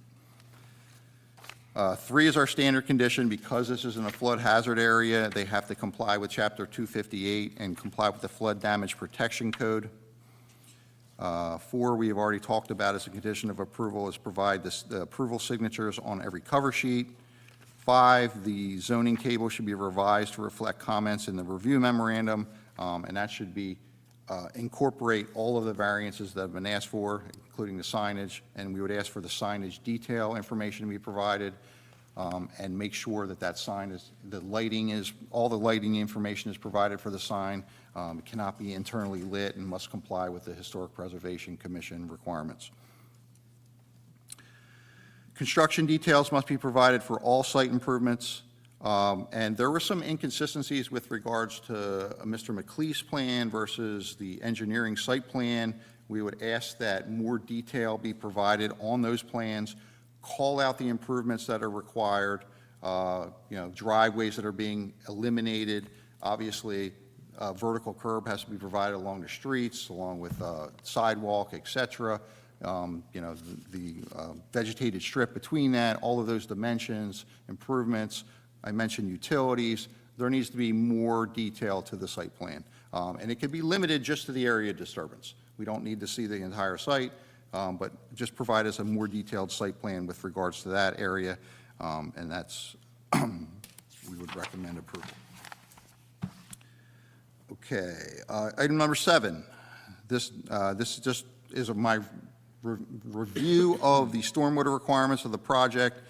That is based on the amount of disturbance or impervious area. I agree with the applicant's engineer. It is not major development. I did review the grading and drainage plan that was provided. It provides enough detail to demonstrate that they are addressing and modifying the existing systems to accommodate the changes in the site, so therefore we found the design acceptable. Item 8 is a standard condition that they have to comply with Chapter 525, which is the minimum stormwater management and grading requirements, and that follows the application through in perpetuity. If there's ever they're discharging stormwater runoff to an abutting site, they're required to address that. So that should be a condition of approval. Item number 9 is the city sewer and water department approval is required for the connections to the new buildings as well as the capping of the old utility lines and providing a grease trap. 10 is our standard condition that we evaluate the sidewalk after construction has occurred, and any damaged sidewalk has got to be replaced to the satisfaction of the board engineer. 11 is the requirement that they have to provide the curb and sidewalk and road restoration improvement details on the plan and note all of those improvements, and also get approval for those with the city streets and roads department. 12 is acknowledging that both Pittsburgh Avenue and Beach Avenue are county right-of-ways, so they have to get county planning, Cape May County Planning Department approval. 13 is a standard condition for all site plans that they have to furnish the required performance guarantee and inspection escrows. And 14 is tied to that, that their CO and acceptance of those improvements is tied to a satisfactory inspection. 15, the applicant shall comply with the recommendations of the Fire Department, Police Department, Public Works Department, Environmental Commission, and Shade Tree Commission. We talked a little bit about these, but I'll just rehash. The Environmental Commission recommended approval with the following conditions. They talked about the replacement of the ground covering, if I believe it. So the applicant's landscape architect talked about those, and that will be a condition of approval. They asked for a development of a more detailed recycling plan that addresses the demolition waste as well as a more detail on the post-construction handling of recyclables generated by the event center. Can that be provided as a condition of approval? Yes, I think Okay. so, right? Bill? Yes. Yes. And then they request that the outdoor lighting plan incorporates the new dark sky ordinance approved lighting sources. No exception. Don't have any issue with that. So those should be conditions of approval. The fire department generated a recommendation dated 5/28/24, and they recommended approval with the following conditions. They said they are not able to approve without reviewing the fire protection suppression plan for the project. The plan has not been submitted, therefore I cannot recommend approval fully at this time. So, Yeah, we haven't prepared construction documents yet, Okay. but if we're fortunate to receive approval, Mr. McLeese will do that. We'll submit that for construction permitting. Fire official will have an opportunity to review it. perfect. The police department recommended approval with no conditions dated 5/28/2024. Public Works Department recommended approval dated 5/30/24, no conditions. Shade Tree Commission, we talked about that, and they wanted that care be taken to protect and prevent the street trees along Pittsburgh Avenue, and those are to remain, care should be taken to protect and preserve the street trees along Pittsburgh, and those to remain along New Jersey Avenue during demolition and construction. And we said that if that, we talked about some modifications of some existing trees. If that is proposed, review should go back to the Shade Tree Commission for their approval and comment. And then HPC, you got conceptual approval dated April 22, 2024. Everything in there should be conditioned of approval. Had they reviewed the sign? They have not. It was on the plan. It was on the plan. Okay.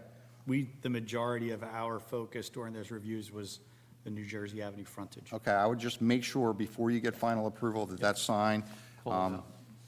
we talked about the gate being set back 20 feet. Yep. Trying to think of any other conditions.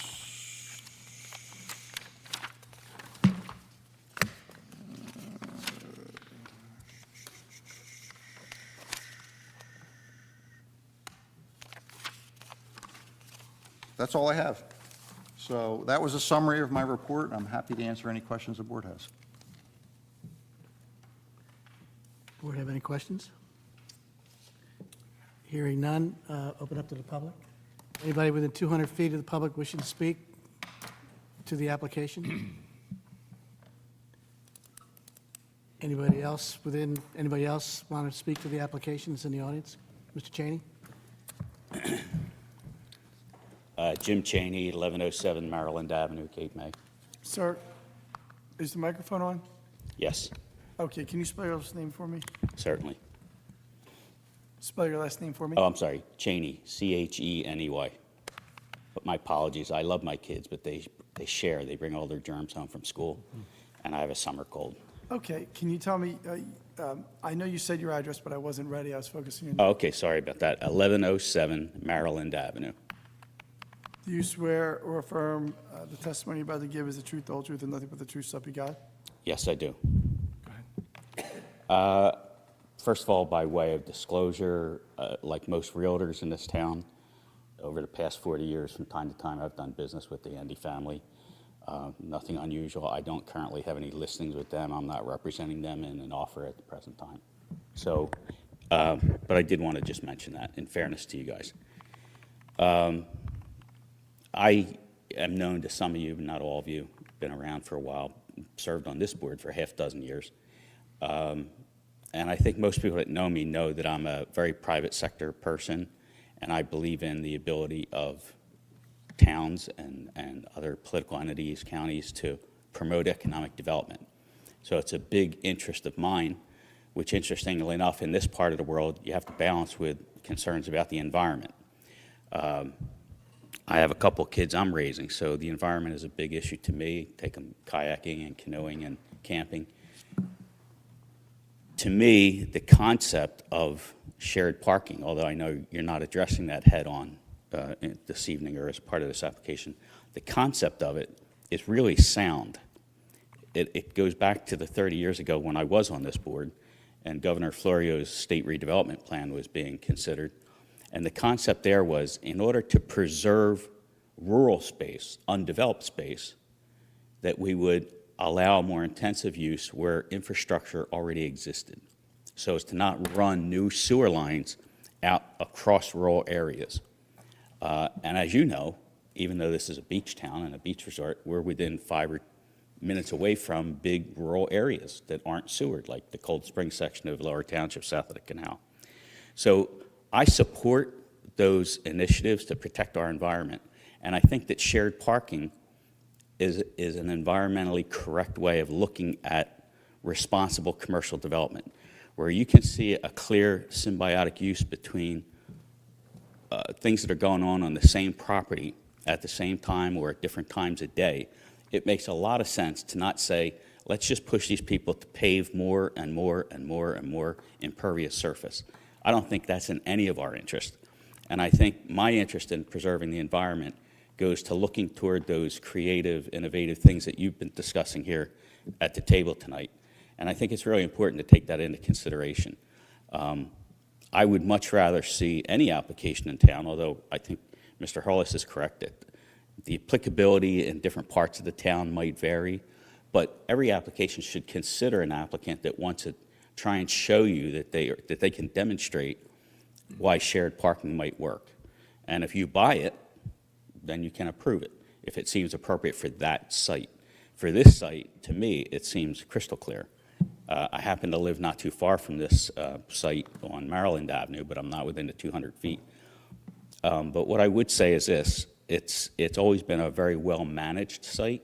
It's always been spectacularly landscaped, and it's always been a credit to the neighborhood. And it's been an important part of Cape May. I mean, all those years that it was Water's Edge, and now Pier House, and no matter what any future iteration may be, I think it would be a real loss to not have somebody in that location be successful. And because I am a private sector guy, in addition to being an environmentalist, I do believe in our need to address business people's clear desire to maximize the use of a property consistent with addressing concerns of neighbors.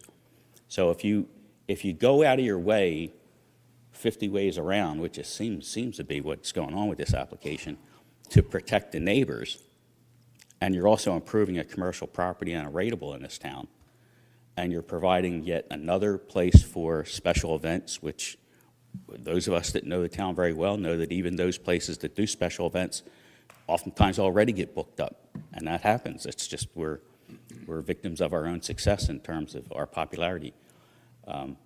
But from an economic development standpoint, I think this is a great application. I think that the applicant's track record of how they maintain their property and what they do with their landscaping and their buildings and their upkeep and every single project that they've been in front of you for has been a real credit to the community. On a personal side, I am also aside from being a real estate broker, salesperson, I'm also a general certified commercial appraiser.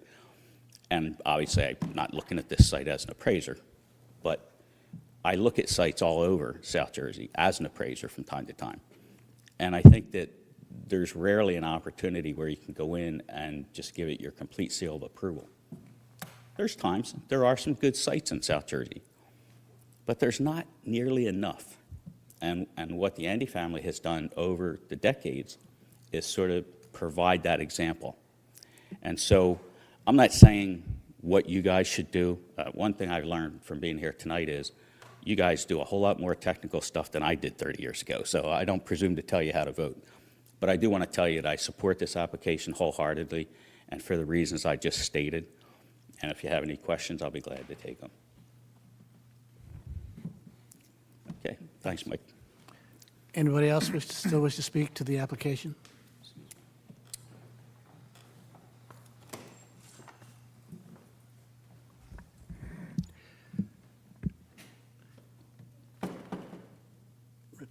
Do I get sworn in, or?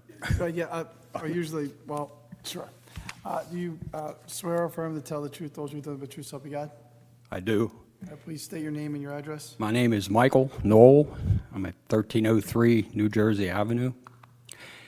And Can you spell your last name? Noel. Thanks. Okay, thanks.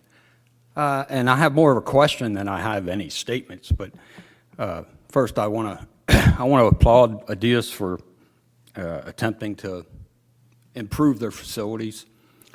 And of course, my main concern is the parking, what impact it has on the parking. And I think the whole parking issue turns on what amounts to a pledge to only operate the events facility during the shoulder season. So my question is this more of a contractual requirement, or is it more of a pledge that could fade as time goes by and business pressures dictate that events be held in the high season when we have overflow parking flowing into the neighborhood? If everyone does their jobs properly, it'll be in a resolution that's approved as a condition of approval. If they violate that resolution, then the zoning officer or the construction official can issue a violation. If they do not correct the violation, they can be subject to fines and ultimately be prevented from operating. So that is how they enforce the resolution and the condition of approval.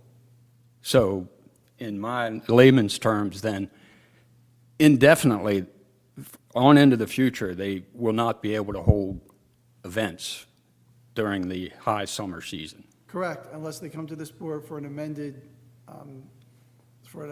approval, and they'll have to give notice and have this whole conversation again if they want to change it. But until this board changes it, that's what they have to abide by in order to operate.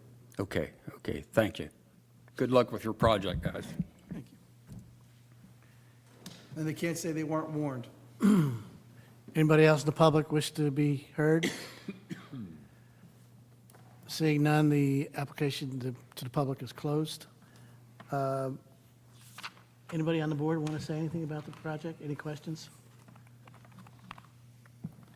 I have one question about the use of the space in the summer months. You'd mentioned that you were not going to use it at all, be dark. Is that what actually do you plan to use the building? Use the building for in the summertime? Storage? I really have no idea. Not storage, and then also marketing purposes. So for guests that do want to book it in the off-season, it'll be staged, it'll be ready for tours and, not tours, marketing the property and say, hey, look, this is what the venue would look like. Okay. So it'll be an opportunity, that's when guests are could be visiting me, so that's. Okay. The kitchen would shut down too, right? Correct. Anybody else? I do want to comment. Go ahead. Quickly. First of all, I think this is a great project. I think it's a big improvement, and it's a way bigger improvement than an ice skating rink, I have to tell you that. And I have no doubt that you'll make it a success. So I do support what you've got going here, and my vote's going to be conditioned actually on two things. And one of them is that I'm not as comfortable as you guys are about this shared parking space issue. I do think that the traffic report that Mr. Shropshire provided leads the discussion into a different direction by even including an accounting of on-street parking spaces. Even the suggestion that they ought to be counted or could be counted as an applicant's parking requirements is, I think, inappropriate. So, and you've corrected that in my mind. Secondly,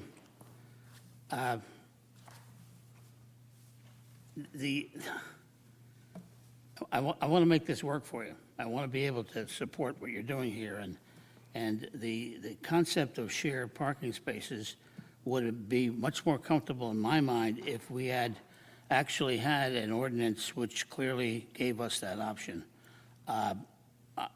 Aside from a vote on this issue, I would recommend that maybe we urge council to consider something like this, because if you keep making exceptions like this, extra legal exceptions like this to the ordinances that we're trying to enforce, those ordinances become less and less significant, because if there's always going to be an exception, then there's no rule. So that is the second element that troubles me, but I'm prepared to support this with those two concerns and caveats expressed, that I hope it works out for you, and I hope we're going to be able to see that the doomsday scenario that we all don't want to approach, that never happens. So that's my thoughts on the issue. Anybody else have anything you want to say? Okay, Rich, how we want to do it? Okay. You okay? Yes, I summed up. The motion that I recommend being made, and although it's up to you how you vote, I would just incorporate by reference the standards that articulate in the engineer's report for the C1, C2 variances, the analysis of the waivers, all that stuff that you've heard. I'm not going to repeat, but I incorporated by reference from the engineer's report and the testimony, particularly Ms. Cuviello, or Ms. Morrissey. I did that again. I apologize, Ms. Morrissey. Spent all that time correcting myself for a couple years now. I got it. Tiffany. Ms. Morrissey's testimony on the standards, which I agreed with, and you should apply those in your analysis. She also mentioned under Poland that you're supposed to consider the application as a whole, so we're not going to vote on the variances separately. Maybe I should consider the project as a whole, so that's how you're going to vote. So the motion that I recommend being made, but how you vote is up to you, is a motion to grant site plan, preliminary and final site plan approval with the variances 1, 2, and 3 on page 5 of 8, the third one being the signage for what is effectively an internal sign for the event space, subject to the conditions and waivers outlined by the board engineer, but with particular emphasis on the condition that the applicant shall create and enforce a formal written policy requiring event participants to book at least the number of rooms equal to 25% of the number of event participants. And second, that the event space will go dark, i.e. not be used between June 15th and Labor Day inclusive. So those are the conditions in addition to the ones that are in the engineer's report that I noted. There was also conditions relating to the Shade Tree Commission that you'll abide by. There's a list of things you'll abide by, the police officer and all that stuff. That's in the resolution already in Craig's report, but specifically there was talk of they'll accommodate the request of the Environmental Commission regarding the species to be used, and also they will abide by the Shade Tree Commission as set forth in their letter dated May 30th, 2024, unless the Shade Tree Commission amends their position in writing based upon conversations with your landscape architect. That's the motion as I see it. How you vote is up to you. So in the affirmative, yes, no, correct. We always move in the Okay. affirmative. Yes means you approve the project. No means you deny the project. This is a C variance, so they need a majority of the quorum. Karen, roll call. Oh, do we, I'm sorry, who I'll motioned? make the motion. Oh, I'm sorry. I'll second. Okay, Councilmember Yeager motions, Mr. Lundholm seconds. Mr. Gorgon? My vote is yes.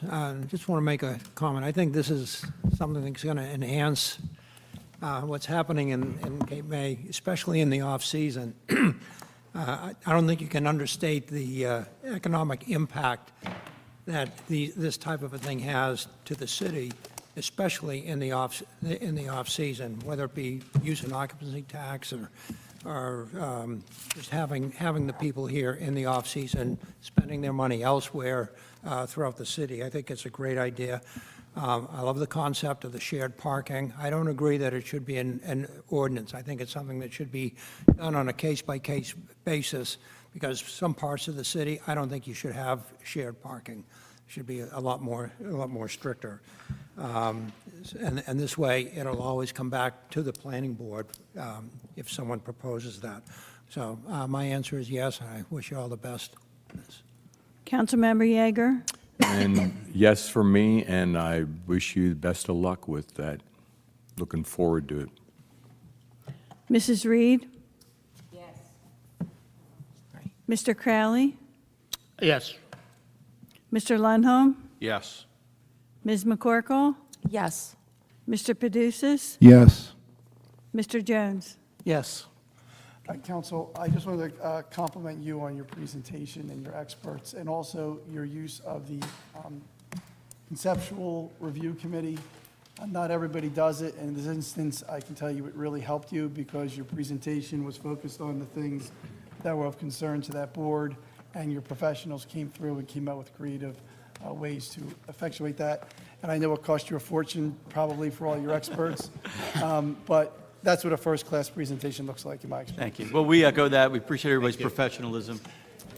Craig, Rich, thank you. Appreciate it, Chairman. Before we close the meeting, anybody have any other things necessary for the board to discuss? I'd like to make a comment. Go ahead. We talked tonight about signage and square footage, and I don't want to put words in Craig's mouth, but it was vague as to what's considered signage and what's not. For instance, does a danger sign on a building, is that considered advertising? Is, entrance or exits, are they considered part of the signage?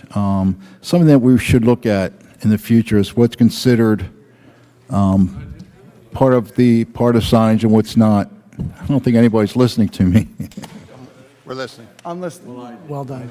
I was listening. Well done. I did not think internal directional signs count towards signage. Yeah, I mean, signs that say entrance, is that part of the signage? I got this. Well, Yeah. it's difficult, it's challenging, because if they put up a big freestanding sign that says enter here, we consider that a sign, because it's visual from the street, and it's, but internal signs, I didn't think So I counted. guess we have to take it on a case-by-case basis then. No, we can fix the ordinance. We're going to get back on track with the master plan recommendations, the implementation of those recommendations, so we can be considering that when we go back and do this. Okay. Okay. Motion to adjourn? So moved. All in favor? Aye. Okay, good night, everyone. Thanks, all. Have a good night. What's that? Good job. You did good too, look at you. Sometimes you don't know what you're going to get.